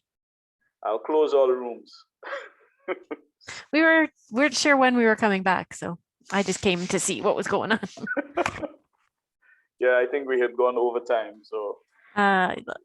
Been back about It's okay. Yeah. Yeah, that's what I told our group. We were all the rooms will be closed in 40 seconds. It's counting down. So all right. It was just we all had such good discussions. Yeah, very good discussion. I think just this one session would not suffice, so we will have to meet again. I'm very happy with how it's going so far. I think the cross-cutting issues across the region, and it really helps if we share what we learn from each other and learn from each other. Couldn't agree more. That's why I usually end my talks with the last slide usually says conversations lead to solutions. So. Yeah, and this is the beginning. What we have now, we will share, and people can comment and add to it. So there's a growing work. Yes. And then we have other meetings to discuss, finalize, and so. So this is the beginning. Right. I think welcome back, everyone. Valerie, are you back? She's not. The group is. I haven't seen her back. We had 5 Valeries, and now we're down to 0.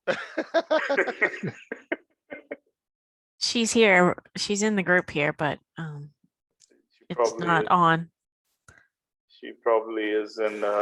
She probably still getting back into the room, or maybe she bumped herself out. Okay, so we are back here, and I think the next step was that we would have the groups each present to the plenary some of what they did.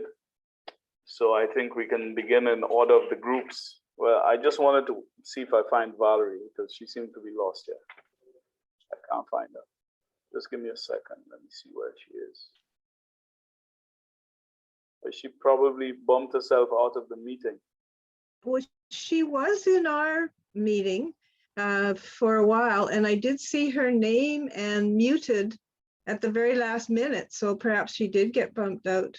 No, I think sometimes the error could be when you're getting out of the group, you say leave group, and she probably left the meeting.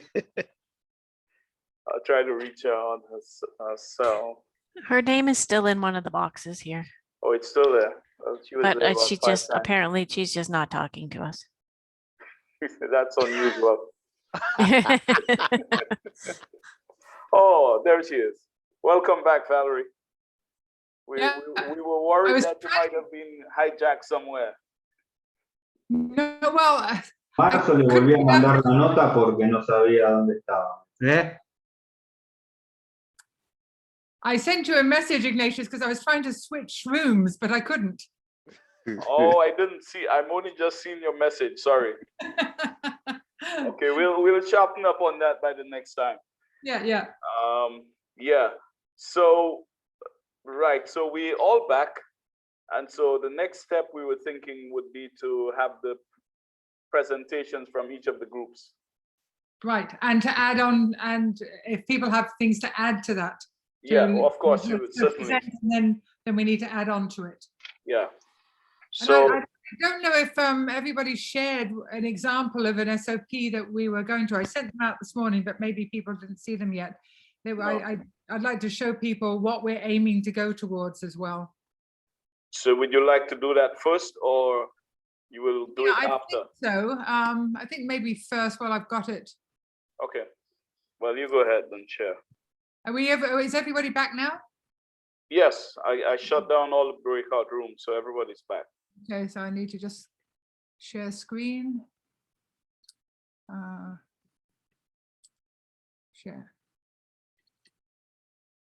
So, hi again, everybody. So I just wanted to show you what we're aiming to do. You may need to increase your view. Go to view on the top of your screen. Yeah. No, I don't think. Yeah, right. Hang on.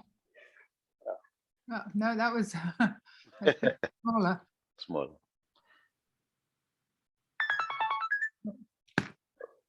Okay. No, that's too big now. Just a second. Sorry. So I'm on the 200. So that should just be about it. Okay, that's better. So this is a standard operating procedure that is in our deck of operating procedures for regular event or just regular practice, our preventative maintenance program. So this is one that was developed for a grit room flood alarm. So this is what we're going to try and do for each one of the procedures that we go. So when Ton was talking about the reservoir or the tank this morning that blew over. So we'd have a preface saying this is what the situation is. And then what is the procedure? So 1, 2, 3, 4. So going through a step-by-step process as to what we would do to make that ready for the disaster where we can. So I just wanted to show you this because this is where we want to get to. So the first step obviously is to identify all the vulnerabilities. And then the second step is to start developing these standard operating procedures. And obviously you can't do all of this in 45 minutes. So this is today is our first step, but just showing you what that looks like. And then if you revise it. So with the standard operating procedures that Marcel's committee has developed, they've got about 200 of these already. So now we're adding to this the disaster ones. So that's going to take some time. And we're going to go through what you have today, document everything, start putting some of this together through our expertise, and then coming back to you in a second workshop to start fleshing some of these out. Any questions anybody has? I'll stop share. Okay. So back to you, Ignatius. Yeah, so what I would suggest is that we go in order of the groups and to present just the rapporteurs would just share quickly. I think within the 5 minutes we have 5 groups. Some of what you discussed we use. So let's go in order of the groups. Group 1, please. Do I have to share that now? Okay, let me see. So rapporteur for group 1 is Mr. I have the right one on screen now.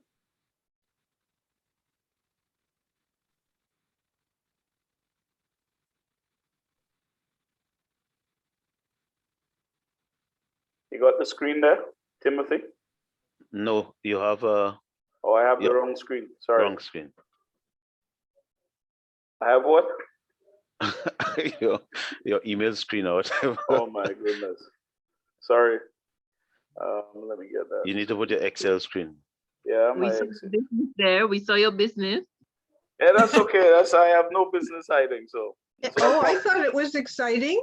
It's all public information. Let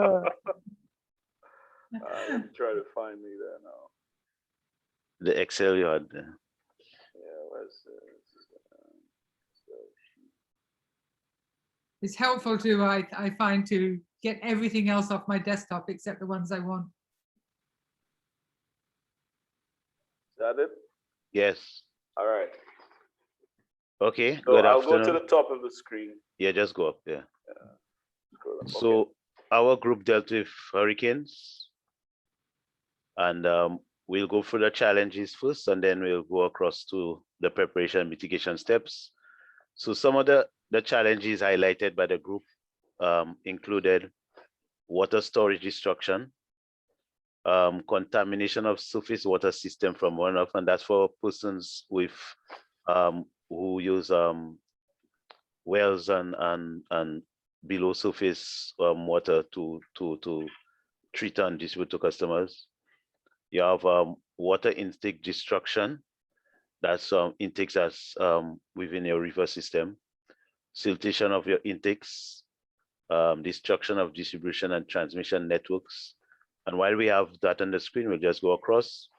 So your water storage tank destruction, some of your preparation mitigation steps would include you fill your water tanks, you close your outlet valves, you secure the area or strengthen your security. And we mentioned that because sometimes you may close your valves, but somebody in the area may decide to open it because they want water. So you want to ensure that you have that maybe secured enough that somebody don't go and tamper with your valves. When you think your tank is full, it's open and then your tank is empty. Clear immediate area of debris and hazardous objects. As you could have seen in one of the photographs shown, if you have debris around the area, it could actually destroy your tank and then puncture it and have your tank go empty. Sorry, but right. Routine protection of elevated towers. In cases where that your site is shared by your telecommunications company, which your water tanks are normally in high elevated areas, some of your telecommunication company actually use the same site. So they want to ensure that these towers are also secure, that they do not fall and destroy your water tank. So that's for one. When you look at the contamination surface water system runoff, you clear your drains and clear possible areas that could cause the water to contaminate your surface water. Your water intake destruction. Some of the mitigation steps would to open up your flush out gates. So persons who have intakes in your various countries, you'd ensure that you have gates so that before the hurricane, you open these gates to allow the water to flow freely so that it do not destroy your infrastructure at the intakes. You'd also shut off your valves to the transmission lines from the intake so that you avoid the lines from getting debris to choke it up. And as usual, as a pre-hurricane, you do your routine inspection of your infrastructure to ensure that if you have some work to do to make it more resilient, you do it before the event. The siltation of intakes you do almost the same as the water intake destruction. Can move down, Sergio. Destruction of distribution and transmission networks. You do your pre-season inspection, maintenance, and reinforcement when necessary. You clear your drainage systems because with clogged drainage systems, you could actually have activated landslides, and then it could affect your distribution lines, especially those that are buried below ground. If you have landslides, then it could actually go with your transmission lines or your distribution lines. Your transmission pipes on the downside of the river. Again, we were looking at especially bridges where that when you design a new system, you try to put your pipes on the downstream side of the bridge and not on the upstream side. In cases where they're on the upstream side, you try to encase the pipe with concrete to ensure that you protect that, because if you have boulders and tree stubs and stuff coming down, it would actually destroy your pipe. Blockage of access to facilities by trees, landslides. Again, if you have a lot of your intakes are inland, and if you have trees and possibly landslides, you actually block your access to these various areas. So you'd clear them from hazardous objects, tree trimming, and also look at all potential threats. You clear them off, and then you ensure your access road surfaces are in good condition, which sometimes we know is not always the case, but you try your best to ensure they're in good condition so that after an event you don't have too much recovery work to do. We looked at destruction of physical plants, treatment plants. Again, you do your pre-hurricane inspection to avoid damage to, and if you have to strengthen your infrastructure to avoid unwanted damage to it, you build a resilience. Power outages, again, you depend on the grid, but that's where you have your backup generators. You ensure that the generators are filled. Also, you try to test your generators at least every month to ensure that they're running, because sometimes if you don't test your generators and when you're ready for them, you will not be able to get them working. Another challenge we looked at was supplying your customers prior to the event. Whereas you want to fill your tanks, but then you want to supply your customers. So you try to, I guess, in terms of try not to have at the last minute for all customers to be needing the supply. And that's where we looked at communication in terms of, ensuring that customers always try to have a 3-day supply so that you don't have a stretch on your network to try to supply them, because then you want to fill your tanks. And then it's a balance between filling your tanks and supplying them, because you want persons to have at least some form of storage before the event. And that's where your public service advisories, again, would come in to store water and ensure your customers store water 3 days, as I mentioned before. Your inventory, that's your stock for if in case when after the hurricane for your recovery efforts, you ensure that you have your spare parts or your pumps, your whatever, your equipment, and then you store them in strategic geographic locations so that if one area is blocked off, you have other supplies in various geographic zones that you can still continue your recovery efforts. Communication is a big thing, and you have to test your communication equipment. I think our backup systems for utilities that don't have the two-way system, we need now to try to reactivate that, or if you have to rent two-way radios. And then also you have satellite phones, which can help. You can depend on your normal communication cell phone, because you know what happens during a hurricane. Once the cell tower goes, all your communication in terms of cell phones will be gone too. You want to communicate with your external internal stakeholders, and then you would have to activate your command center, which would be feeding out information to both your internal and your external stakeholders, and also managing the whole disaster effort or relief effort. Your human resource, again, that's a big part of your recovery and your mitigation.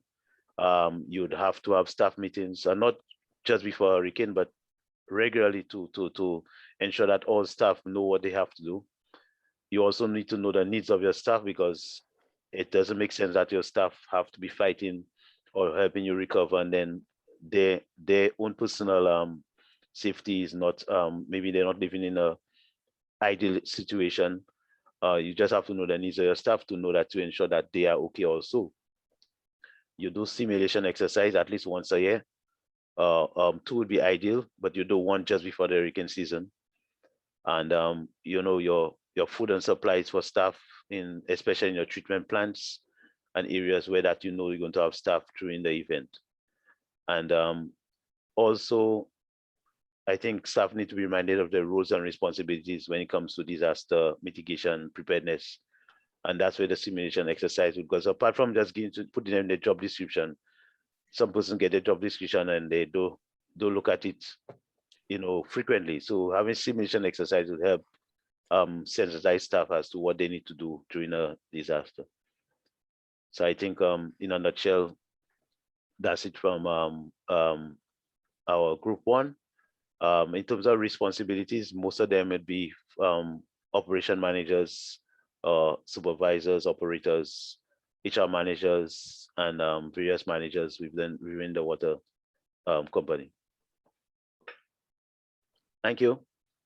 Okay, Tim, that was a whole truckload of coconuts, but just Ignatius, I got a text from Greg. Greg, are you able to hear us now? Are you in? He said he's in the main session, but his group could not hear us. Yeah, I was in here. We were in here before you. Okay, so you're okay now? Just checking. Yeah, he's good. Yeah. Okay, next group two. That would be the group with so I think floods. Do we want to get any feedback? Yeah, sure. Yeah, based on this one, if you want me share that screen again, if anybody has comments. Yeah, I think it would be good while it's still fresh in people's mind if they have things that they can add to this. Okay. Rather than going through the groups and doing it at the end. Yeah. I would add for the Water Authority Cayman, obviously hurricanes, we do an exercise every year for power outages where we actually bring an electrical contractor to test the generators, because eventually over time the windings of your generators do break down, and basically you don't want to be stuck during a hurricane season with a generator that's going to just be about ready to fail. So what we do right prior to the hurricane season, we have our generators checked by windings, checked by electrical contractor to make sure that the windings are okay. All in a nutshell.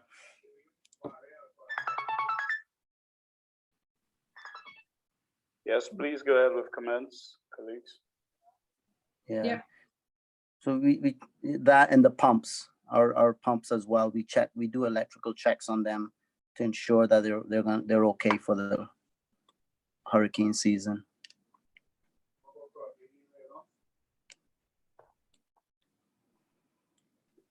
All right, thanks. Good stuff.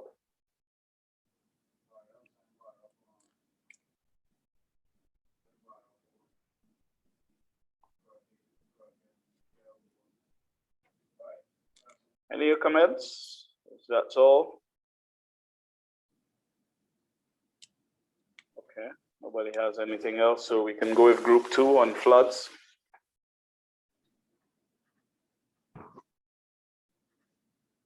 I don't know who is the rapporteur for group two, floods. I don't know if we had that discussion, but Sherry Ann, would you be still there, able to do that? Go ahead, Sherry Ann.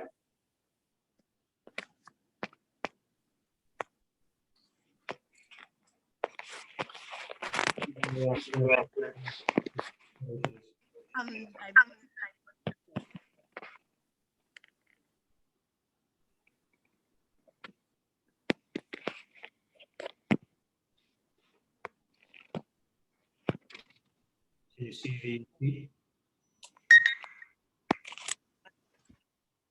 everyone?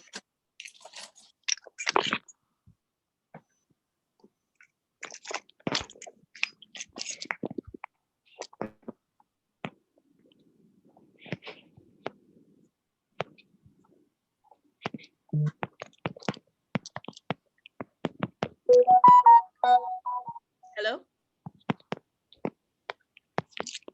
Go ahead, Cheryl, we can hear you. Technical issues. Okay.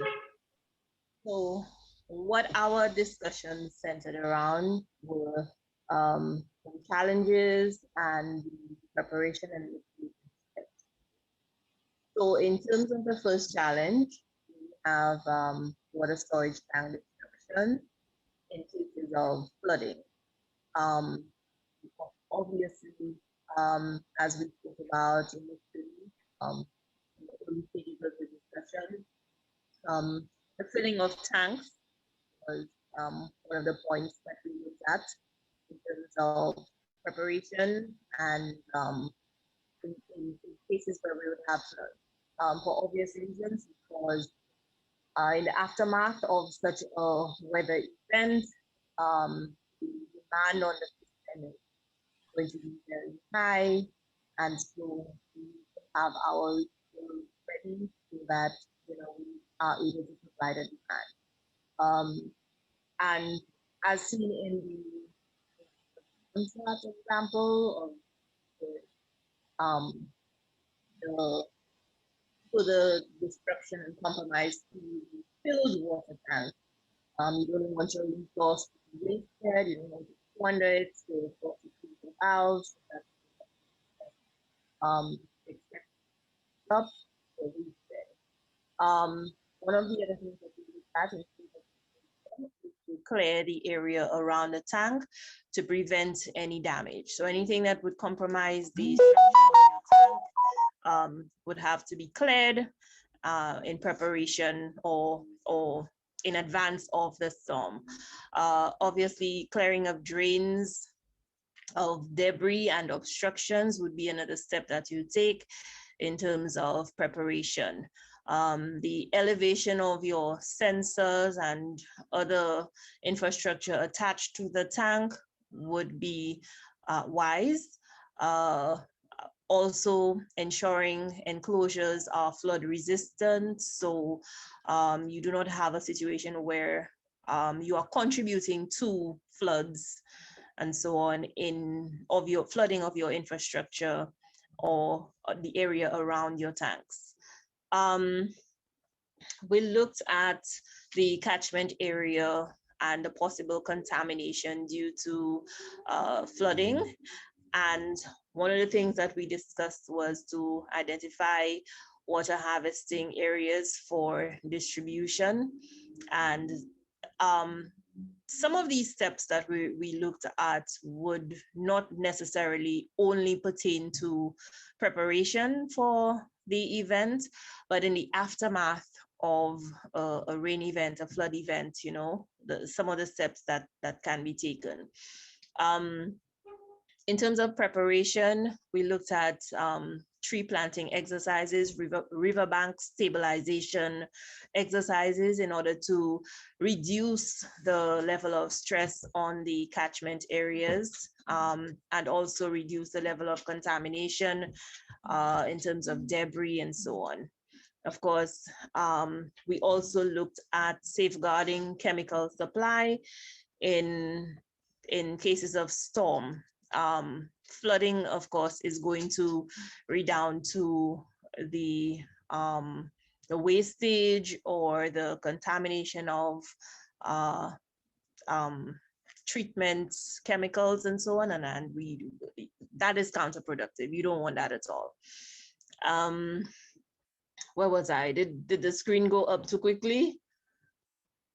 Okay, so we also looked at having an inventory of the supply. So prior to the weather event, of course, you would take stock of what supplies that you have, especially because of the fact that in the aftermath of a storm, you may need to use additional chemical and you would not want to run out of that. You would not want to compromise your ability to be able to treat the raw water.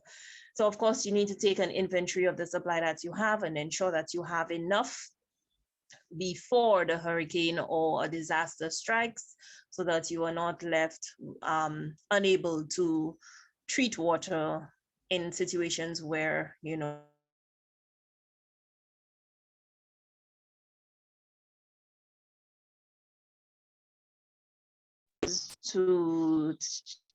of storage areas so that you reduce your chances of flooding at your tank sites and so on.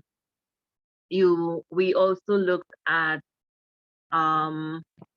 critical stakeholders in terms of who gets priority in the aftermath or maybe before a rain event, you prioritize who gets water in a situation, especially where maybe your infrastructure is compromised or destroyed. How do you get water to those people? In our case at WASCO, we do trucking for priority stakeholders like schools, hospitals, the prisons, and so on. And of course, you also have to coordinate with other organizations in terms of disaster relief and so on. So shelters, NEMO, for example, in St. Lucia, the National Emergency Management Organization and whatnot, the Red Cross, these types of organizations would get priority. Of course, we would identify initial supplies and communicate with stakeholders. So at every stage, there would be stakeholders that you would have to communicate with. That would be your priorities. So of course, you can identify them. When we looked at the area of communication, our customers are a group of stakeholders that we need to keep informed on what's going on before, during, and after a rain event.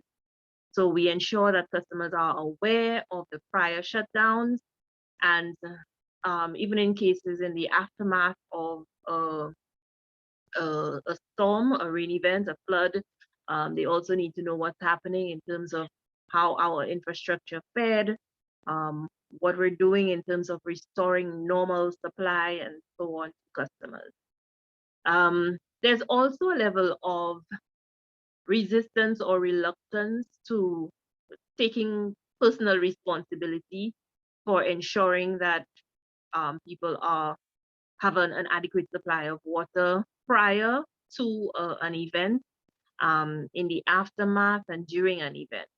And I guess a lot of ways have been explored to entice people or to get buy-in from consumers as to what their responsibility is and why it is serious, why it is important for them to be able to become self-sustaining during such an event. At WASCO, for example, we have formed a command center where we have representation from the key management areas, both from upper level management and middle management, and they are responsible for various groups of staff. So that's for our internal stakeholders. We also have the use of satellite phones that assist with communication, especially when you have your traditional or normal forms or platforms of communication being compromised in one way or another. The use of satellite phones would assist in terms of being able to, or allowing you to continue communication, whether it is with internal stakeholders or external stakeholders. We also have another challenge is the loss of power, especially during rain events, during hurricanes and so on. The risk of loss of power, or the chances of loss of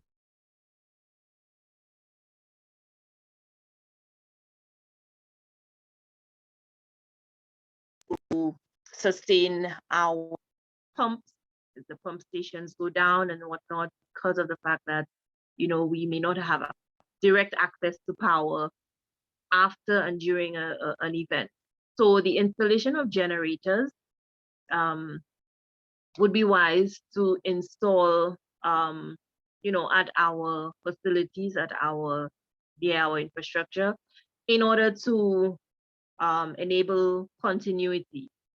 So customers would not be experiencing much of a downtime because of the fact that the generators would kick in, at least in the short term, until the power is restored.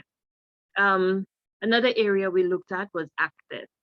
Our technicians and our crews would have to go in the aftermath of a storm or a rain event to the catchment areas to make their assessments and to probably commence any sort of rehabilitation and access to those areas because of the fact that the catchment areas are protected areas in the rivers and so on. In our case, I know that, or I learned today that some of the catchment areas might also be ponds and lakes, but in our experience, it's the rivers. Access to these areas might be a bit tricky. So that's one of the challenges that we face. Of course, the infrastructure is always at risk because of the fact that it is open to the elements who remain very vulnerable when it comes to the catchment areas. Also, our piping, which form a major part of our system and our infrastructure, most of them run underground, both for potable and for wastewater. And in terms of locating them, that might be a bit difficult because of earth movements, landslides, and so on. You may not necessarily be able to locate them right away. So one of the things that we discussed is to initiate or to continue with efforts to map the infrastructure so that it makes it a bit easier to identify and locate, especially during or in the aftermath of such events. Of course, the reduction of debris around the intakes and catchment areas is always, you know, a wise step to take to secure and support the surrounding areas around the catchment areas. We also looked at pump stations. In order to secure the area, you ensure that the buildings have barriers and they are not probably, you know, so exposed or left at the mercy of the elements. There's also a risk of working around electricity during the recovery period in the aftermath of an event. So these are some of the areas that you have to be very careful about. Also, the fact that you have flooding means that some of your staff who have been deployed at certain areas may not necessarily be able to oh, sorry, I'm ahead of myself, sorry. We raising the wellheads and so on at the various treatment plants and so on would be a good idea to avoid flooding. So you avoid contamination in some cases and in cases where you have a flood. In terms of the human resource, one of the areas we looked at was monitoring staff and allowing them to go home after infrastructure is secured. In some cases, this might be a challenge. So staff are not or may not be able to go home right after a flood unless the waters recede. So we have to, you know, monitor that situation and ensure that staff have adequate food and water and their welfare is taken care of, is adequately taken care of in the aftermath of a storm. We also looked at the area of training and preparedness in terms of securing the home and the workplace. So for staff, which form part of the stakeholders in the whole scheme of things, need to receive adequate training in terms of getting their own, securing their own properties, and as well as the workspace. So your offices and so on would obviously need to be secured. You probably have to secure your electronics, your laptops, your printers, and so on. Make sure these are, you prevent the loss of these resources and these assets during a storm event or flood event. Utility-wide training in hurricane preparedness, emergency response preparedness as well, making sure that staff know what to do in the event of an emergency, in the event of, you know, something happening and they have to, you know, jump in and take charge. We know how to do and what to do and the order in which to do it. We also looked at facility ERP training. It's always wise to have your human resource prepared for, any eventuality. Flooding, of course, is just one of them. But if your entire staff complement can be trained, I mean, more realistically, it would be maybe representatives from each department. But if you have your staff trained in emergency response, then it would mean that you have assets that will be able to assist in terms of the recovery. So that's it for my group.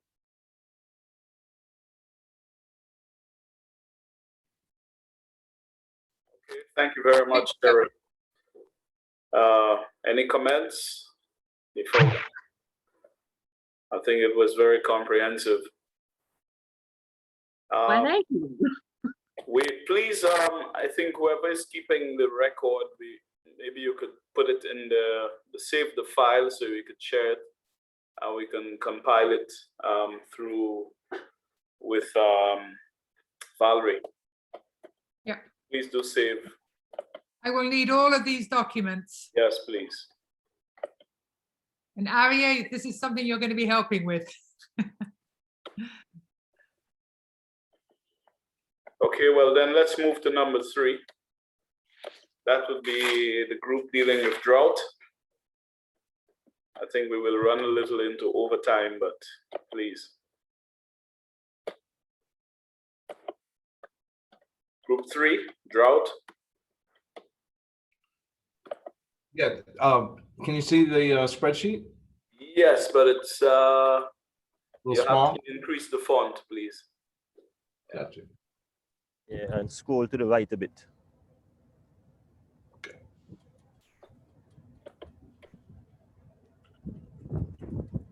I found 200 is quite good. 200, okay. See how that works? Yeah. Too big? Floor is yours, Tesla. Yeah, let's give us a bit. Let's adjust. Get a double size. About that. Yeah, that's looking good. Can you just scroll a bit to left? The left, I would say. Correct. Let's get those numberings. That's it. Yeah, that's it. That's it. All right. Let me just minimize this. All right. Okay. Good afternoon, all. Hopefully, it's afternoon in all the areas where we're participating from. And I'll be doing a short presentation for Team 3. And our disaster that we discussed was the disaster of drought. A few persons previously would have discussed the opposite, which was heavy rainfall leads to floods. So we will go into droughts. By no means at all it's in an order of importance, but we'll just run through the list of challenges and some of the mitigation steps as they came to us during the discussion. So what we're saying, one of the main challenges actually happens before the drought even comes around. And that's the challenge of keeping your water production in a state of readiness for when that drought comes around.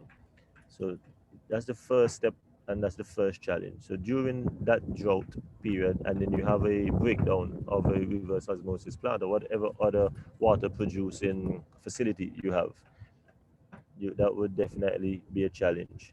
I was saying the mitigation steps towards that is a proper maintenance program, whether it is for desalination or for other sources.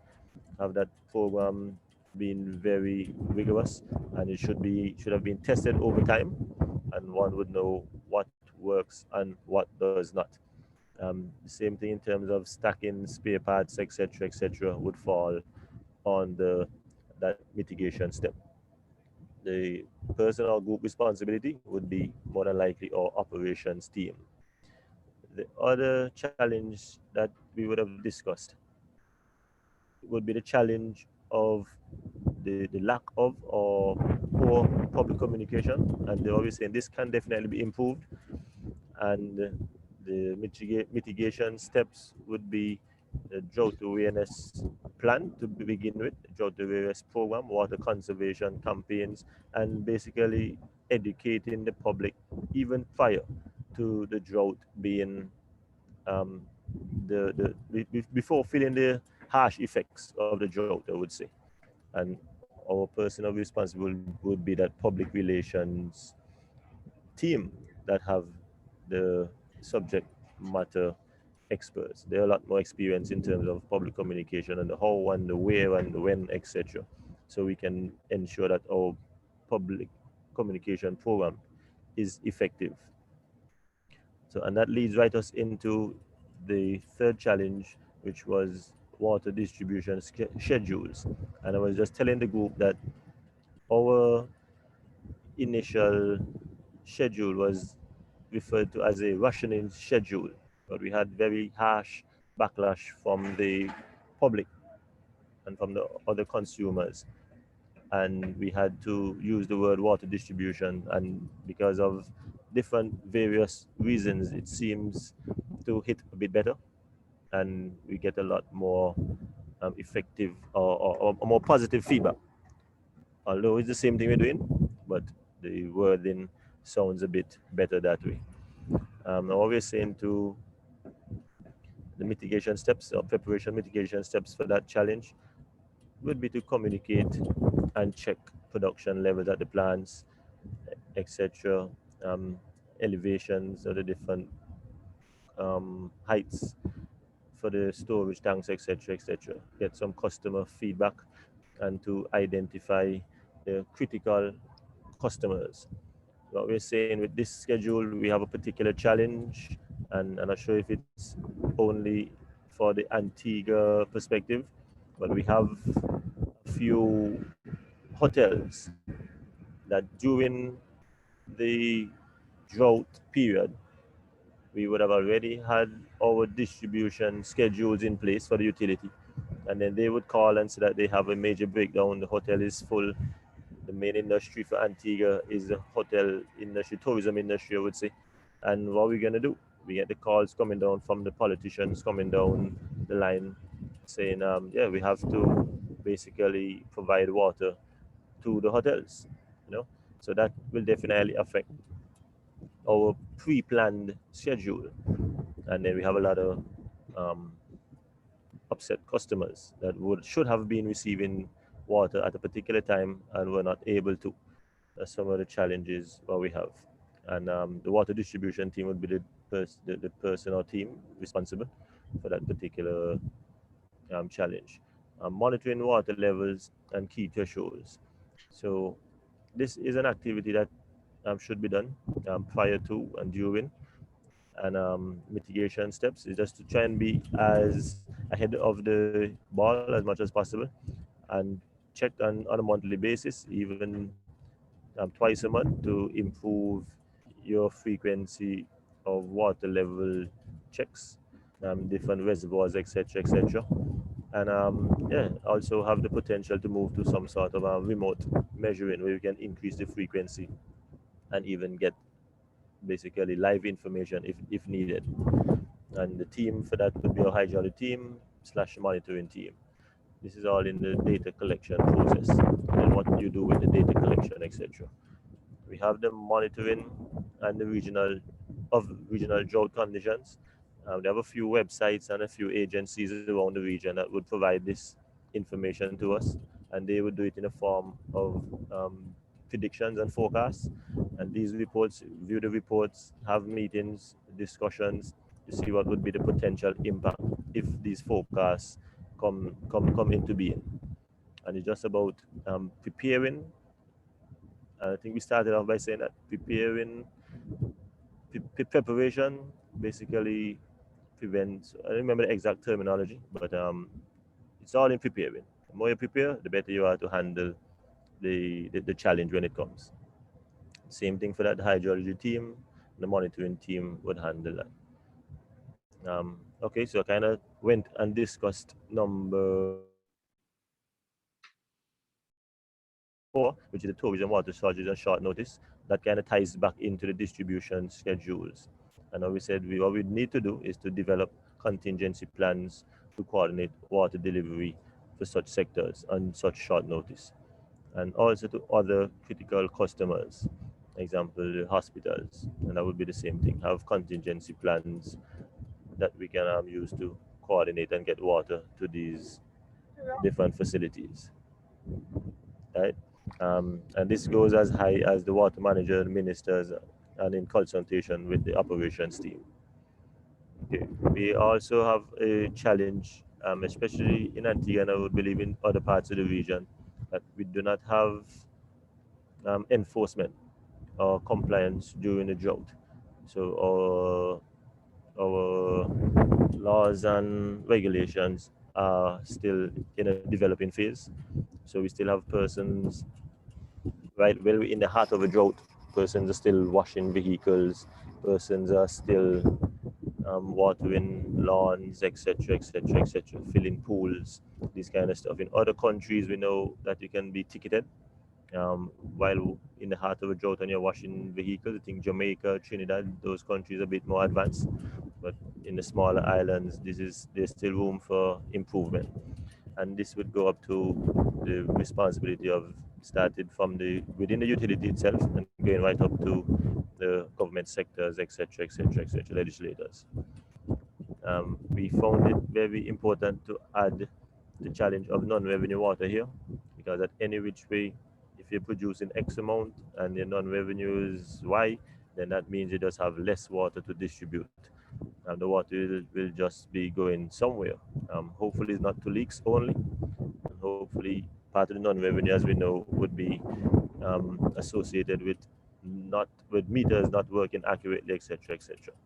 So hopefully that's the line, but because it's still on a non-revenue, we had to list it and basically have as a mitigation step to develop program to enhance the current efforts to get this non-revenue water a bit more in check.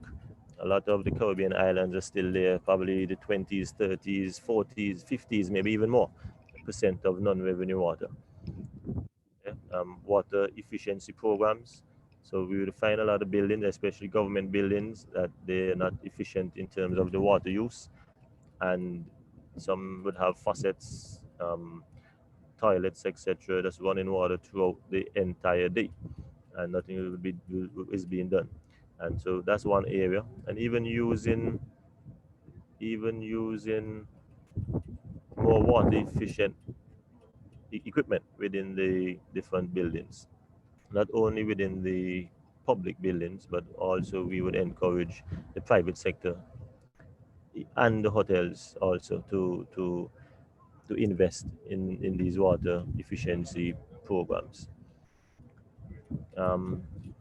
We have, during a drought, or we would find it have a challenge of, or we listed it as hazard vulnerability and non-operating infrastructure.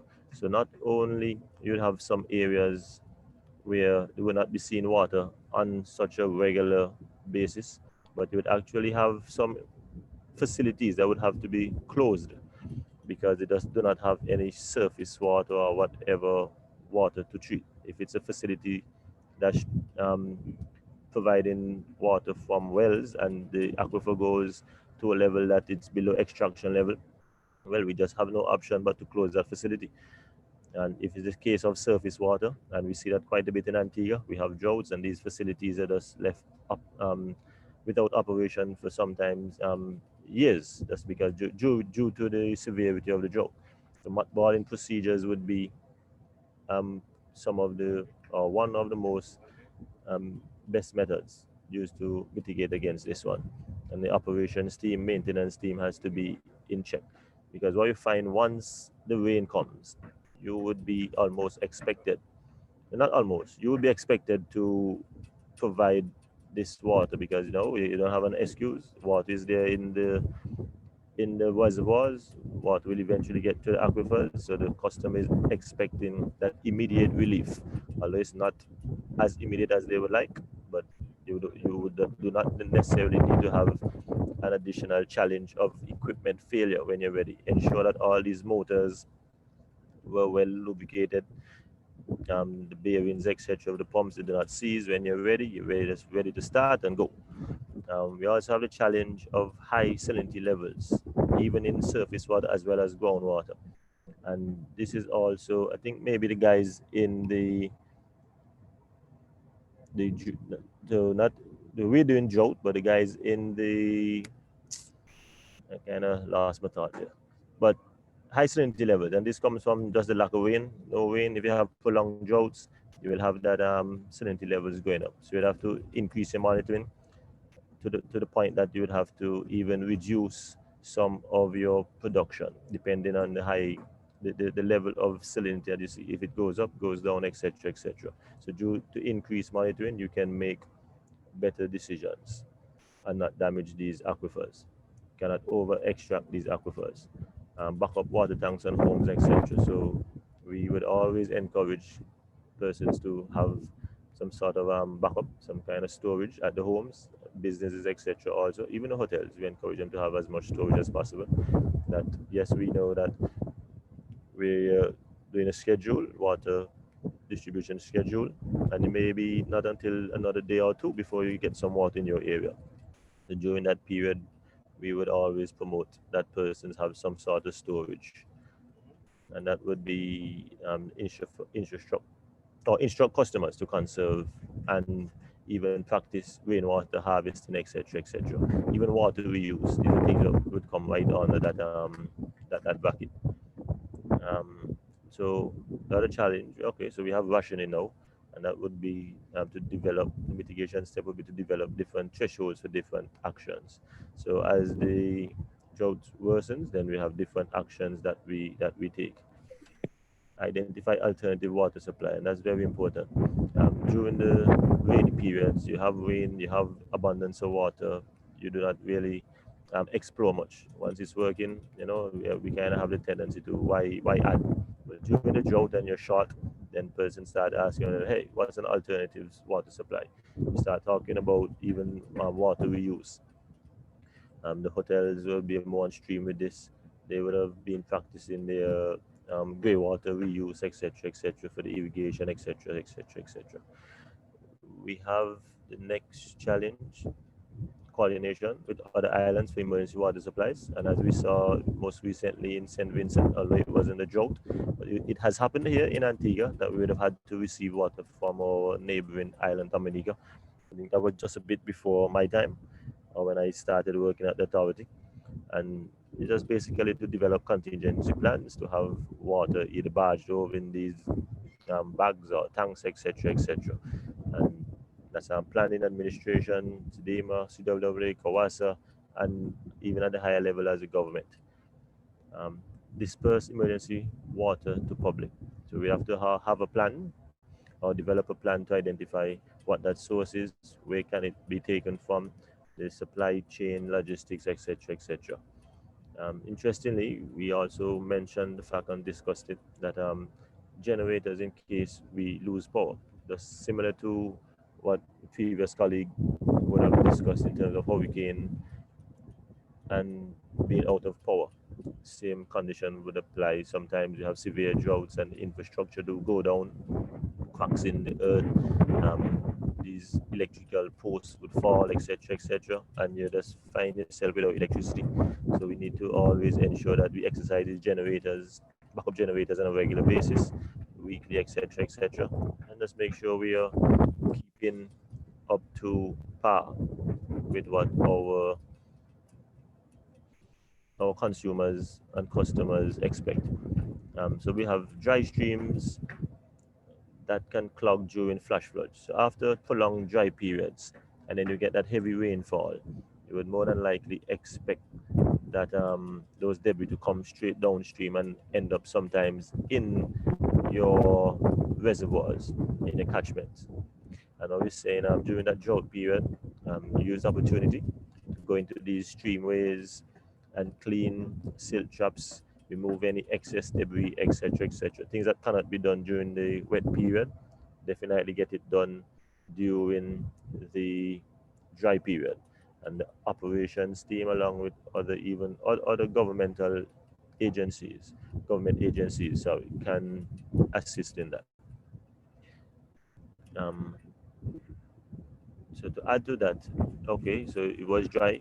In that dry period, what we find some countries do, they have wells set along the areas where the water pass. So when it rains, not only it will capture some of the water, but it also enhances and encourages and improves the recharge of the aquifers. And as we saying, so during that period, definitely have your studies done, design, construct wells, and monitor. And as you say, engineering and operations would carry out those functions. And in one of the countries, I think it was Barbados, the representative would have mentioned that they have these large wells, 4, 5, 6 feet in diameter, that they actually go into these wells and clean out mud, etc., that would have been accumulated over the years, something that cannot be done during the rainy period. So you do all these tasks that can be done during the dry period. So during the drought, because if you do not do it, then it will affect you during the rainy season in terms of the amount of water that you will be able to gather during that period. So it will definitely affect you. Yeah. Operations team will handle that. We have challenge of documentation. Some utilities are still a bit behind in terms of the level of documentation. Some utilities are still paper intensive, and then the information sits on someone's desk and is not properly utilized. We need to move to the level where we can definitely have the information in a digital form that we can get better use of it to visual representations, graphs, etc., do trending and just develop. So tracking levels, etc., other notable events such as damages due to drought, all this can be done and be documented. We have here the coordination, or close coordination with the meteorology team. And what we're seeing is that in the Caribbean, we would have had an increase in the monitoring programs. I think it was one regional program that would have provided some funding. So we would have a lot more re-engages in a lot more of the watersheds. So we now have more information instead of just at one point, which one time was just at our international airport. So we have like maybe I think about 13 monitoring points now in the different watersheds that we know, well, okay, how things are looking, and then basically use that information to do our own internal forecasting and know basically, and just basically plan for the drought period. And once again, we liaison with the other Caribbean centers that provide such information. And I think in a nutshell, that's what we discussed. Colleagues, feel free to basically fill in if I left out anything. And thank you. Thank you, Tesfa. Any comments? But we're running right over time. So. Ignatius, just a couple of things. Tesfa, can you change the word rationing to conservation? Rationing has a very negative connotation, whereas conservation is much more acceptable. So I think that would be a good use. And the other thing I was wondering is about, and I may have missed it, but one of the problems you have with lack of water is not enough water to run in many countries. It doesn't affect in Antigua because you don't have a wastewater treatment plant, but in many countries you don't have high enough flows to effectively run your wastewater treatment plant. Good stuff, point taken, definitely. Yeah. It doesn't really apply now in Antigua because despite 7 studies, you still don't have a wastewater treatment plant. That's true, but still, we definitely have to think about our other Caribbean colleagues here. Yes, exactly. Sorry, Valerie, you mean in the absence of wastewater, in the absence of sewer systems, there is no flow to do wastewater treatment? Is that what you mean? No, I said normally if there's not enough water, it inhibits the flow. Oh, sorry, yes. But in Antigua, they don't have a wastewater treatment plant, so it's not something they would have probably considered. Yeah. A wastewater treatment plant needs a minimum flow. Yes, of course. Yes. Yeah. Okay. Sorry. Yeah, is an issue. Any other yes. comments from anybody? Actually, I found a remark about Barbados water wells And the cleaning of those wells in the dry season, very, very interesting, because I'm not sure that everybody understands that Barbados has, of course, there's a limestone country with a lot of caves, and a lot of the wells are actually caves, underground caves, that have water barriers installed in them in the old colonial times that acts as kind of sedimentation chambers in the cave structure to improve the water quality to be pumped up. Actually, there's something I haven't seen myself. I heard about it, but that is something that should become an attraction for hydrogeologists to look at. Right. The other thing is and again, because I can only see so much, but was it mentioned about always looking at the amount of silting in the dams and making sure, and Wasco, you would know all about this, once you get silting in the dams and your dam is a third or two-thirds full of silt, you haven't got enough water. No. Actually, that is a intrinsic problem with dams. All over the world, they silt up. Yeah. So when you build a dam, you must have desilting infrastructure built into the construction of the dam, and ways to remove the silt once you get it out. Yeah. So that's a problem with dams worldwide. And you know, when you're designing them, having settling ponds that are much easier to clean before they actually go into the main dam, where you know, or something like that. Yes. Yeah. Okay. Anybody else?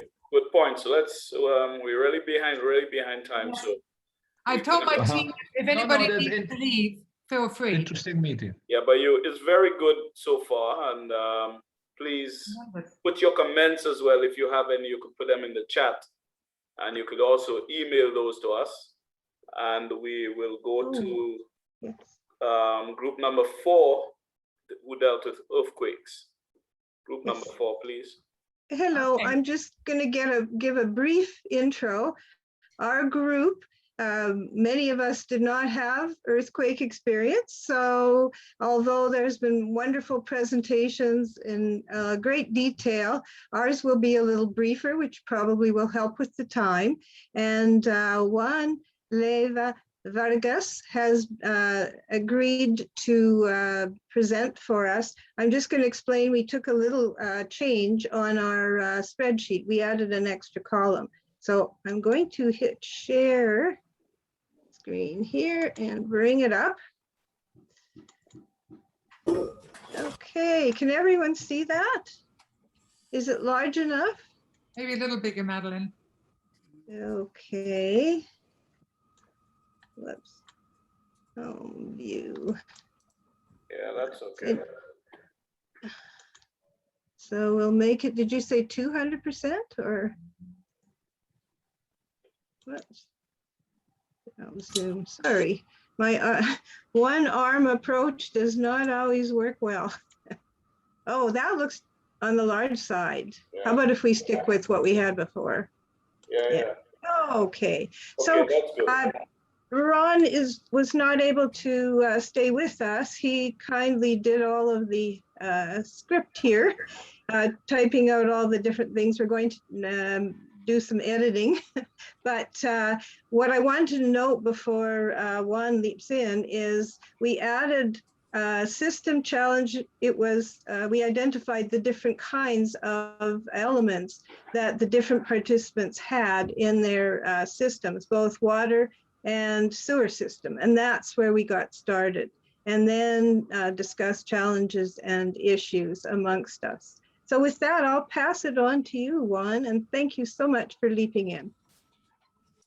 Thank you, Madeline. Hi, everyone. Please bear with us. As Madeline said, very few of us have experience with earthquakes. I think in the Water Authority, we did experience one last year in January. So we do have a bit of experience on it. And what we've kind of realized is that it's very hard to prepare for an earthquake because you don't know when it's going to happen. And that's exactly what happened to us last year. We basically dealt with the aftermath of when the hurricane happened. So As we go on here, we have our systems and challenges. I think some of our colleagues in the group were from Argentina, and one was from St. Martin. And in Argentina, you have a large river system, the River Plate. Also, the water system in St. Martin, I think, is underground wells. For the Water Authority Cayman, we're pretty much 99.99% desalination plants with a small well field. And most of our storage happens in steel tank storage, also known as reservoirs for some of our utilities. And our distribution system are our water means. So for the large river systems, some of the challenges and issues with earthquakes, we saw there were little changes in the river per se, but you also had liquefaction, which is on the banks, and then basically if you have silty banks, they basically become liquid. They get, wouldn't say dissolve, but they get in the water. And also with earthquakes, we could have floods. For the underground wells, the challenges, the wells can collapse and rupture, and also with the movement of the earth, you'll get some springs popping up. And for desalination plants, a lot of us is the issues and challenges are structural. You could structural damage due to the shaking, also some liquefaction, depending on your method of extraction.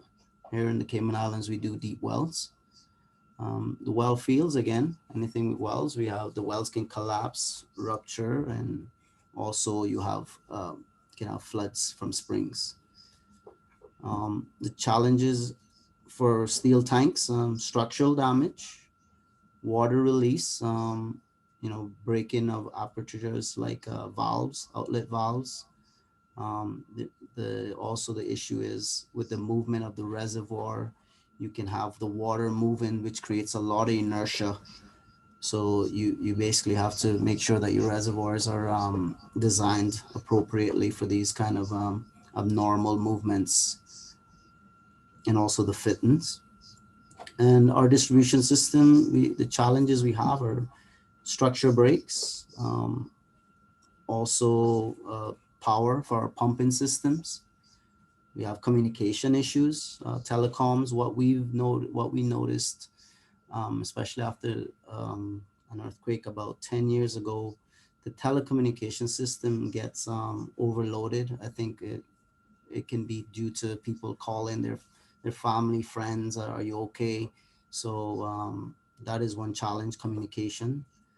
And for above ground infrastructure as well, we have a lot of above ground infrastructure that, telecoms, on light poles. So with earthquakes, that can happen. Our utility company, power utility companies usually are overhead infrastructure, so they can be affected as well.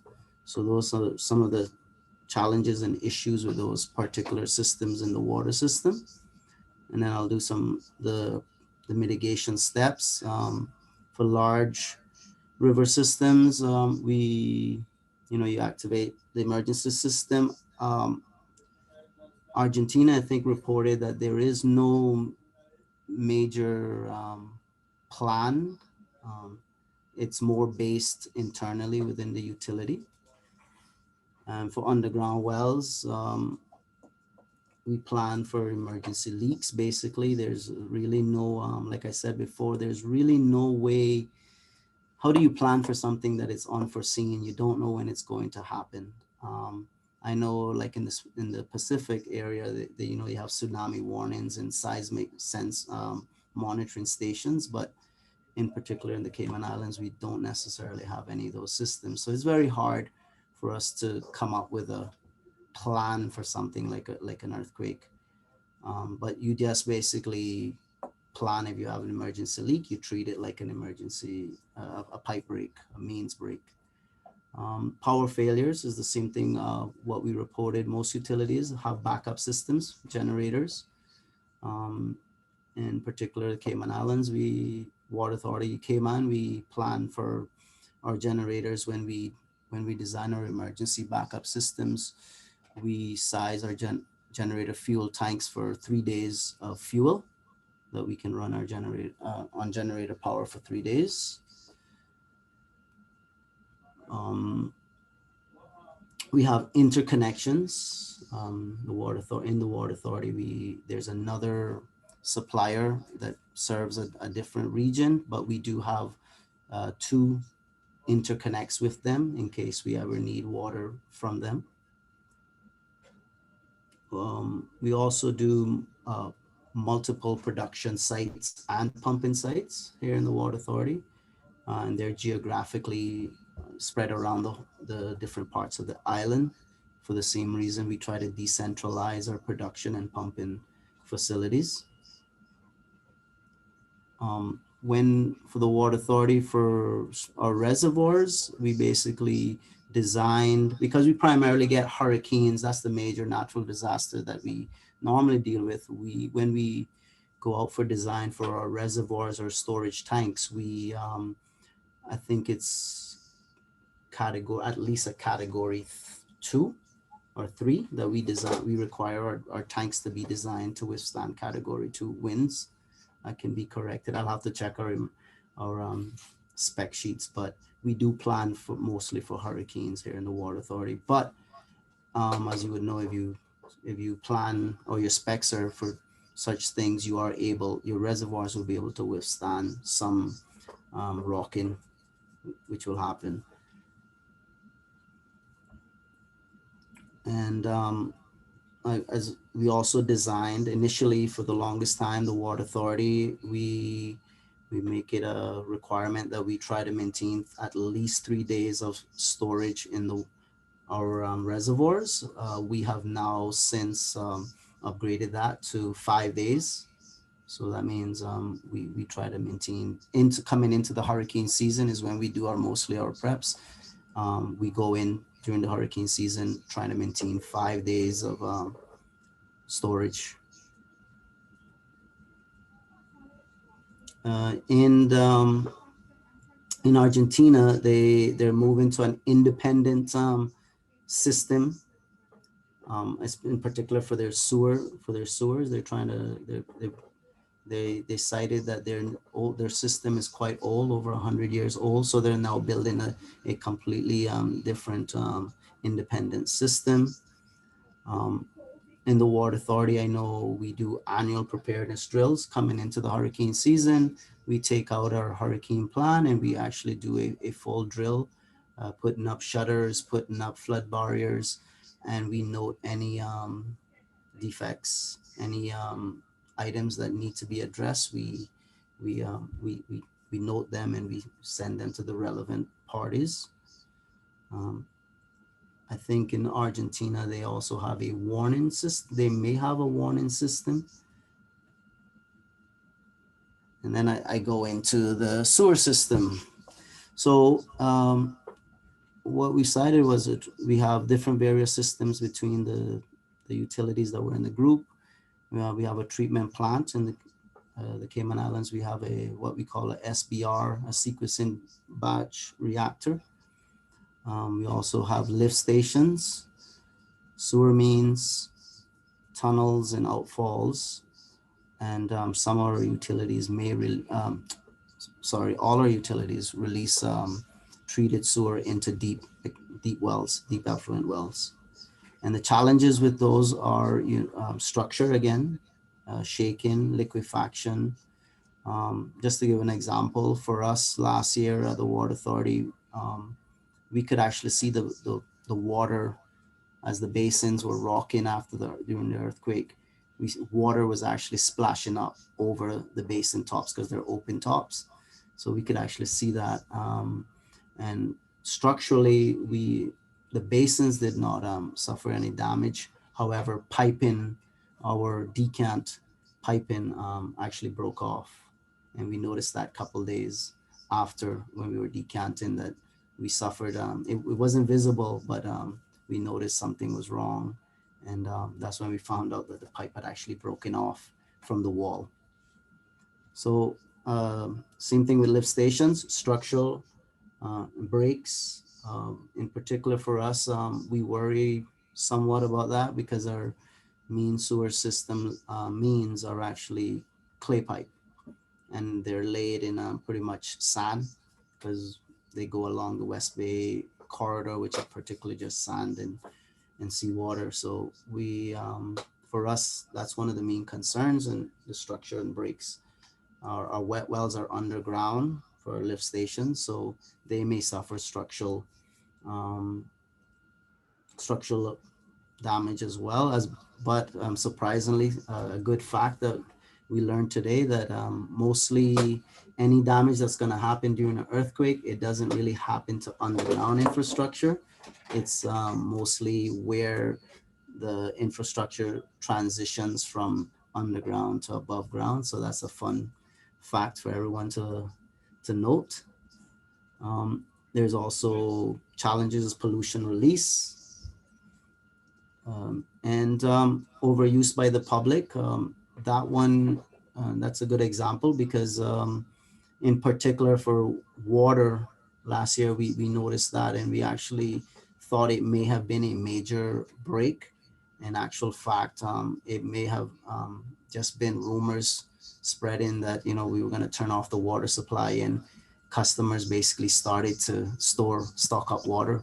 So there was a huge demand for at least over 2 hours right after the earthquake. And we actually had to, at some point later on in the evening after demand, peak demand times, we actually had to shut down various pump stations to do a function of the water system, which took us over 12 hours to go from section to section to make sure we didn't suffer any major leaks that breaks that caused leaks that were going underground and weren't popping up.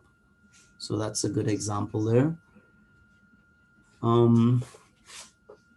Our corporate communications, it's very important that I would advise you to have a good corporate communications team to be able to get out information as quick as possible using different methods, government radio stations, social media, websites. That's how we kind of dealt with the rumors to try and allay the fears that we were going to turn off the water or water was going off. And also to keep the customers informed on how the process of checking the system was going as we came into, because we started late in the evening around 8 o'clock, 9 o'clock to shut down the system and bring it back up piece by piece. So we had to put that information out there.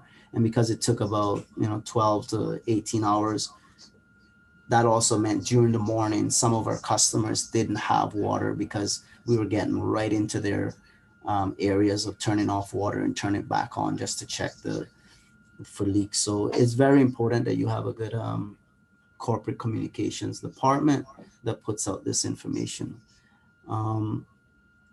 And last point here, proper notification of this, again, corporate communications, can't say enough. I think customers really appreciate if you're very forthcoming with your information.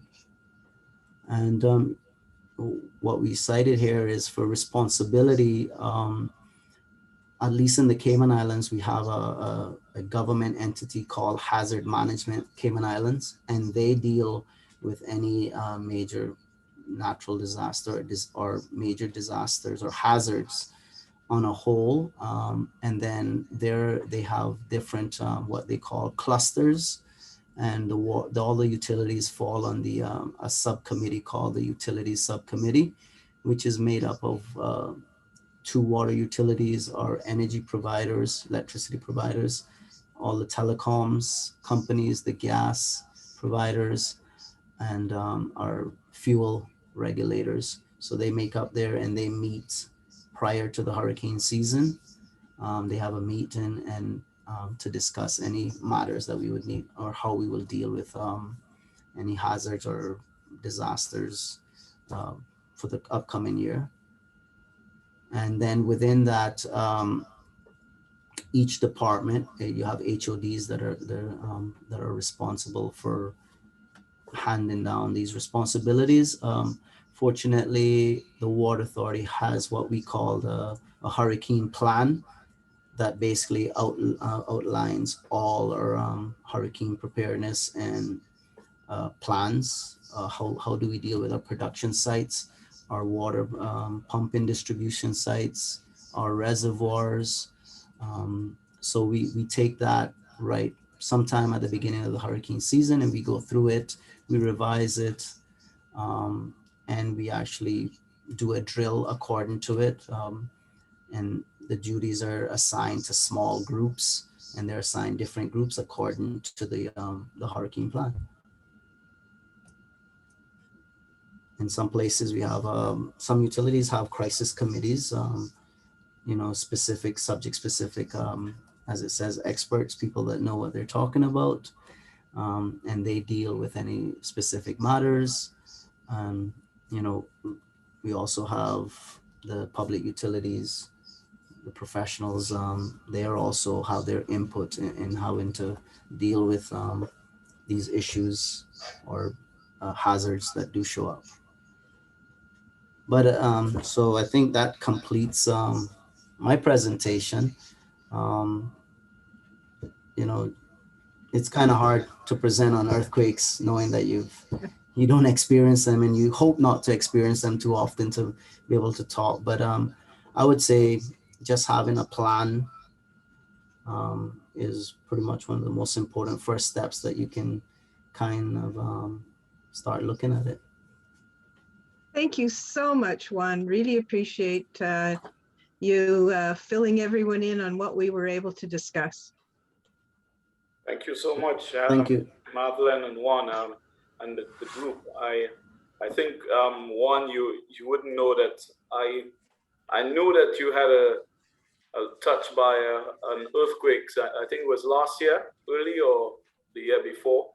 January 28th, yeah, 2020. Yeah. Okay. So well, but that was very useful.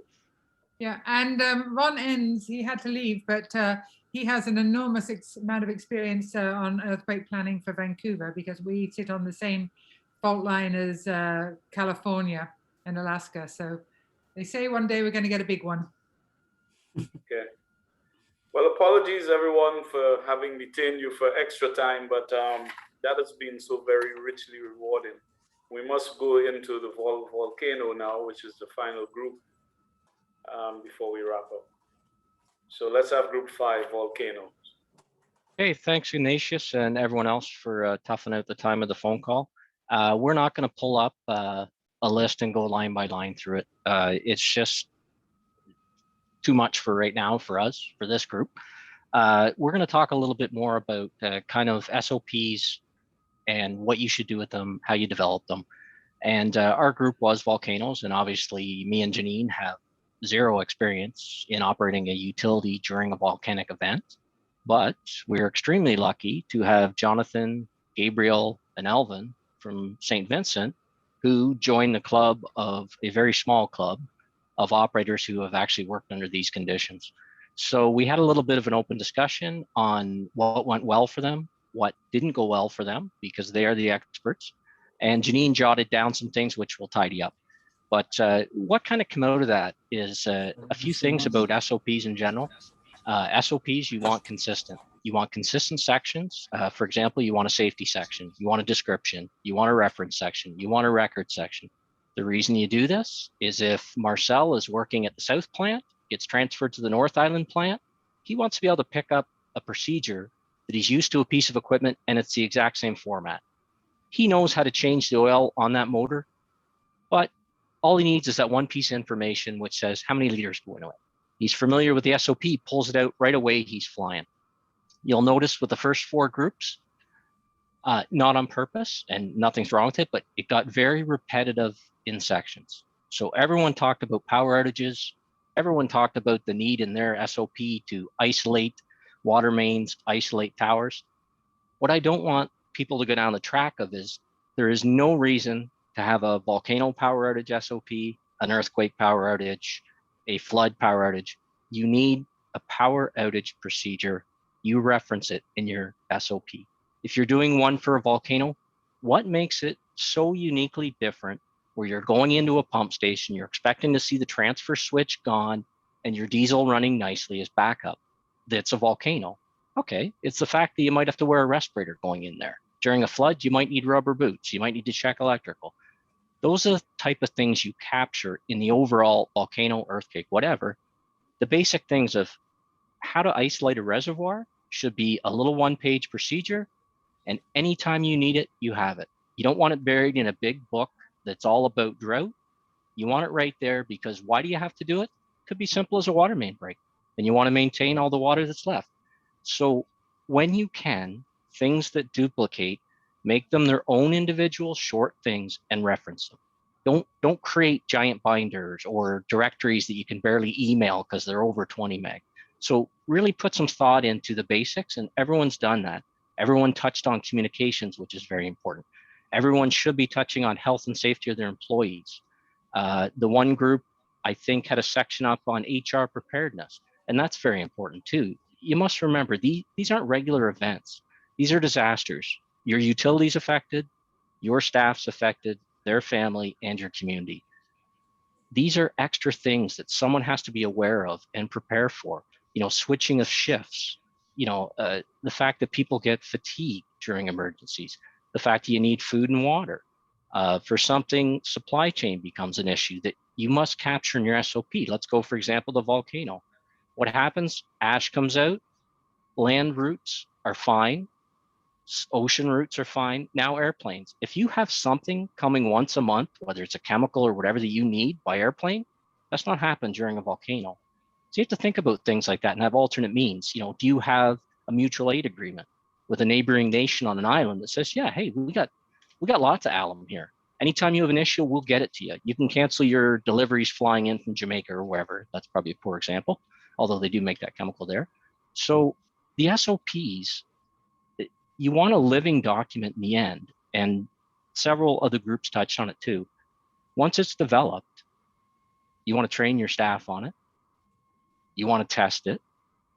After a test or an exercise, you want to look and do you have to revamp it? And after you use it.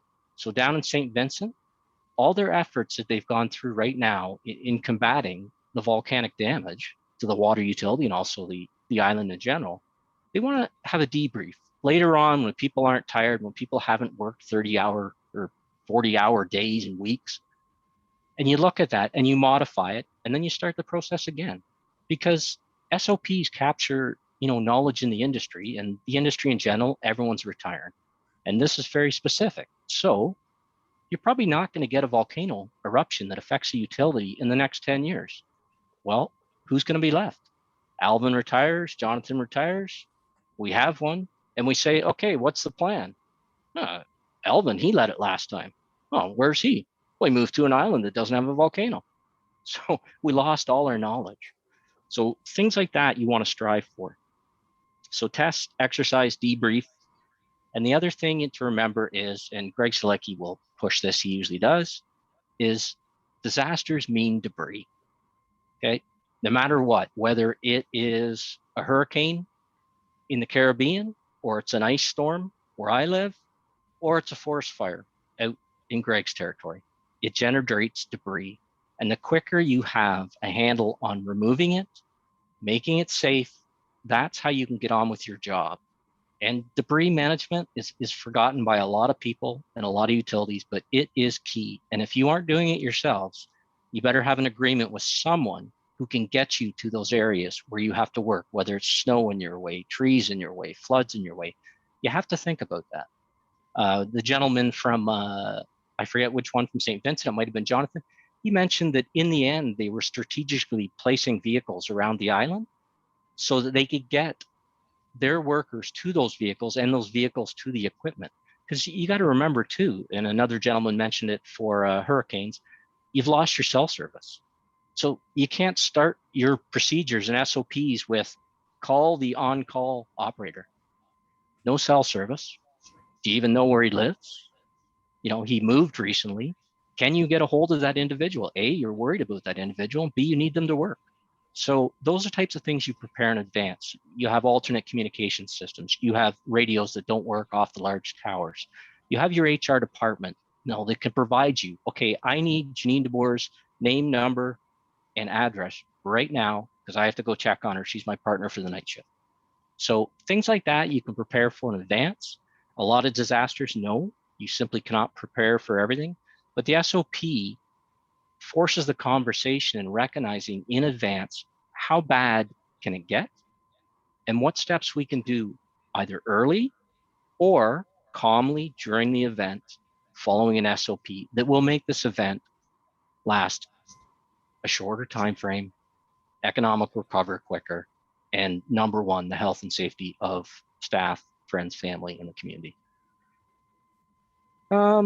The other thing someone touched on too is in planning too is engineering design. Certainly that's a bigger activity and that's driven by municipalities or sometimes the government. You can have design for structures, you could have design for buildings, you could have design guidelines for your water system that if put in place will resolve problems later. You could have it that each residence must have 200 liters of water storage built in them. If you go to Israel, every single building has water storage on the top. But why? It's the law. So you can do things like that. Then when you come to a disaster, it's one little step forward. You're not lugging bottled water to every house. You're thinking, okay, great. We can fix that pipe in 3 days. Everybody has 200 liters sitting on their roof. One case of bottled water, let us do our work. You know, you're not constantly feeding water, things like that. So this exercise, hopefully will start a lot of communications, particularly, you know, me and Janine would love to hear from the fellows in St. Vincent again, A, for our learning, and B, see if we can assist them in formalizing it more. So this group, hopefully we can draw on the expertise and also kind of fact check each other's work and say, okay, you know, you guys are really missing this step because it happened to us. It can happen. So I don't know if there's any questions on that, and sorry if anybody was expecting line by line volcanic advice.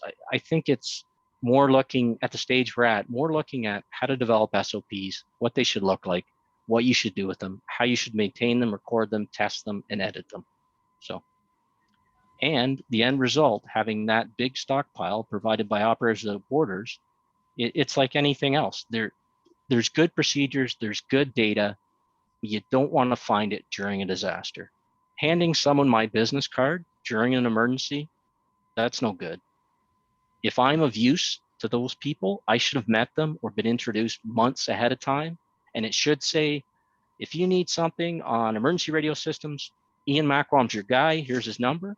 And you make that conversation. Hey, Marcel, haven't talked to you in a while. What's going on? Well, you wouldn't believe it, but we had this today. I need 20 radios that can work at the bottom of a hill where the signal's coming from the other side. Okay, you need a booster station halfway, we'll hook you up. So it's all about really SOPs help you achieve that early response time, which moves your recovery forward. And in large natural disasters, days are dollars and they're millions of dollars.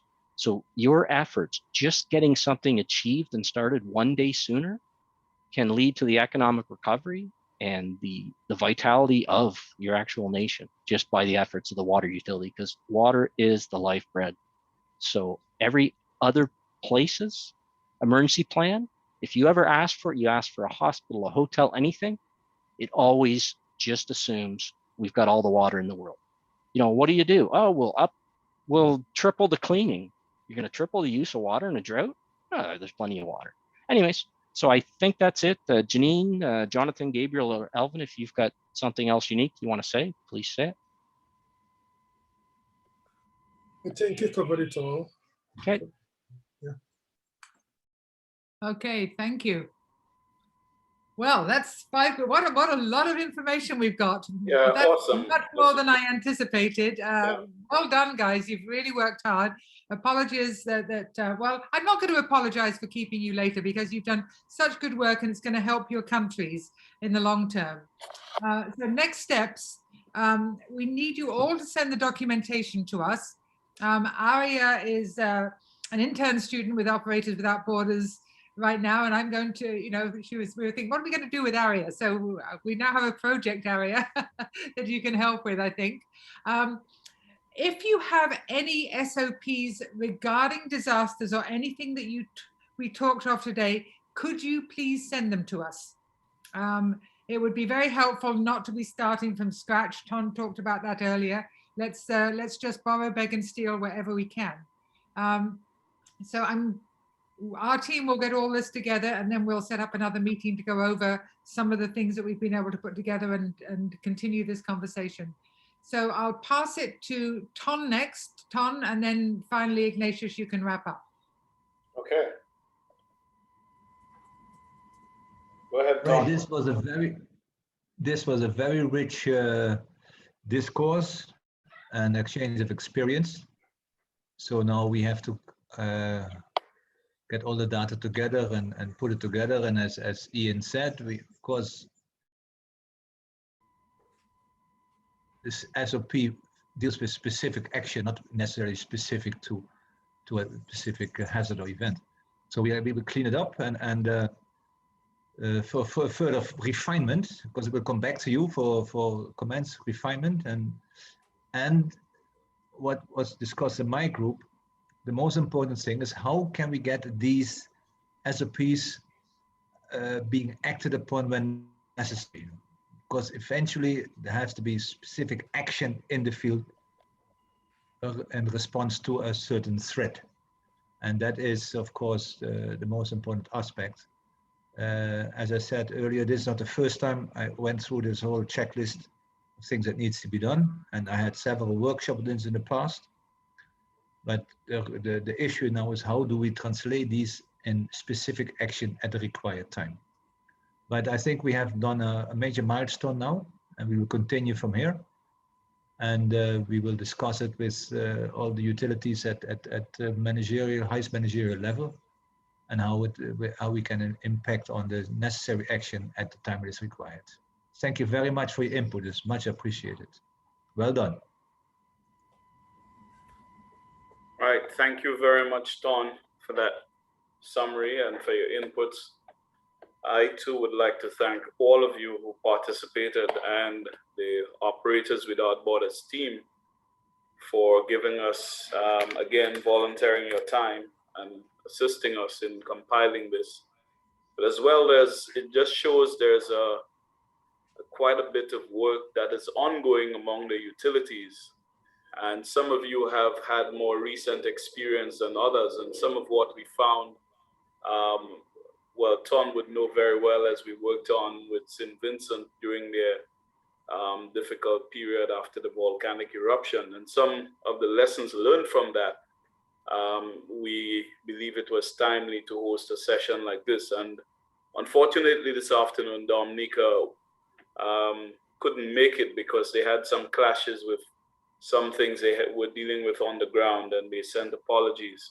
But they too have had some very recent experiences with Hurricanes Maria and Erica, and they have a well-oiled system already now, which I'm sure they would want to share with us. So I will try to get them to share whatever they have documented with us as well.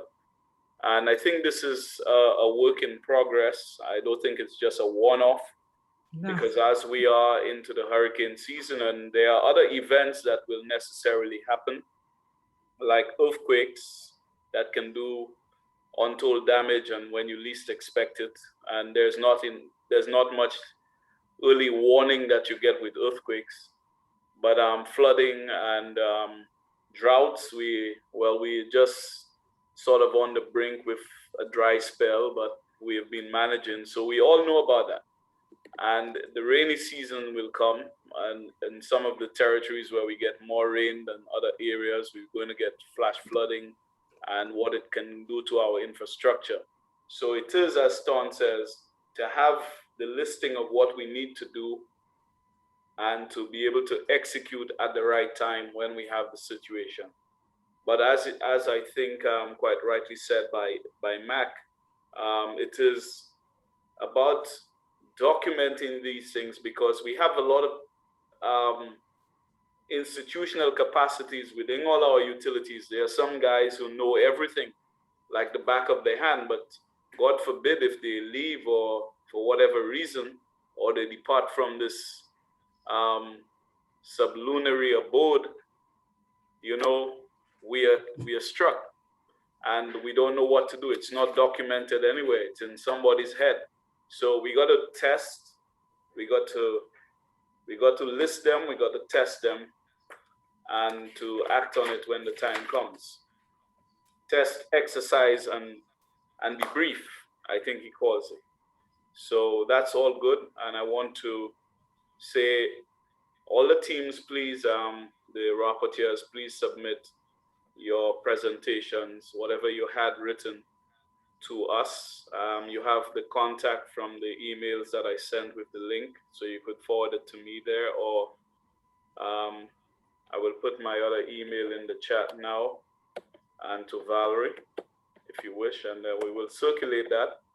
This session is being recorded, and when I'm through, my next task is to load it onto the system. I've just put my email in as well. I love that one. I've not heard that before, Subnacious. A sublunary abode. That's a better way than saying kick the bucket. Yeah, that's when you go off to Mars, that's all. And please send any SOPs that you have. Don't delay. While it's still fresh in your mind, go and find anything you have and send it, because we want to get working, and it's so hard to get something done and then you get something later on and then you've got to go back and start again. So if you do have anything, let us know. I trust that all of you did enjoy it as much as we all did. And so thank you very much and have a very good evening, and let's keep in touch. And thank you for the people from ISA for the Latin American contingent as well. We very much appreciate you bringing your expertise as well. And we look forward to working with you in the future. Yeah. Okay, bye everybody. Thank you. Okay, thank you very much. Have a good evening. Keep well and safe. Bye-bye. Thank you very much, everyone.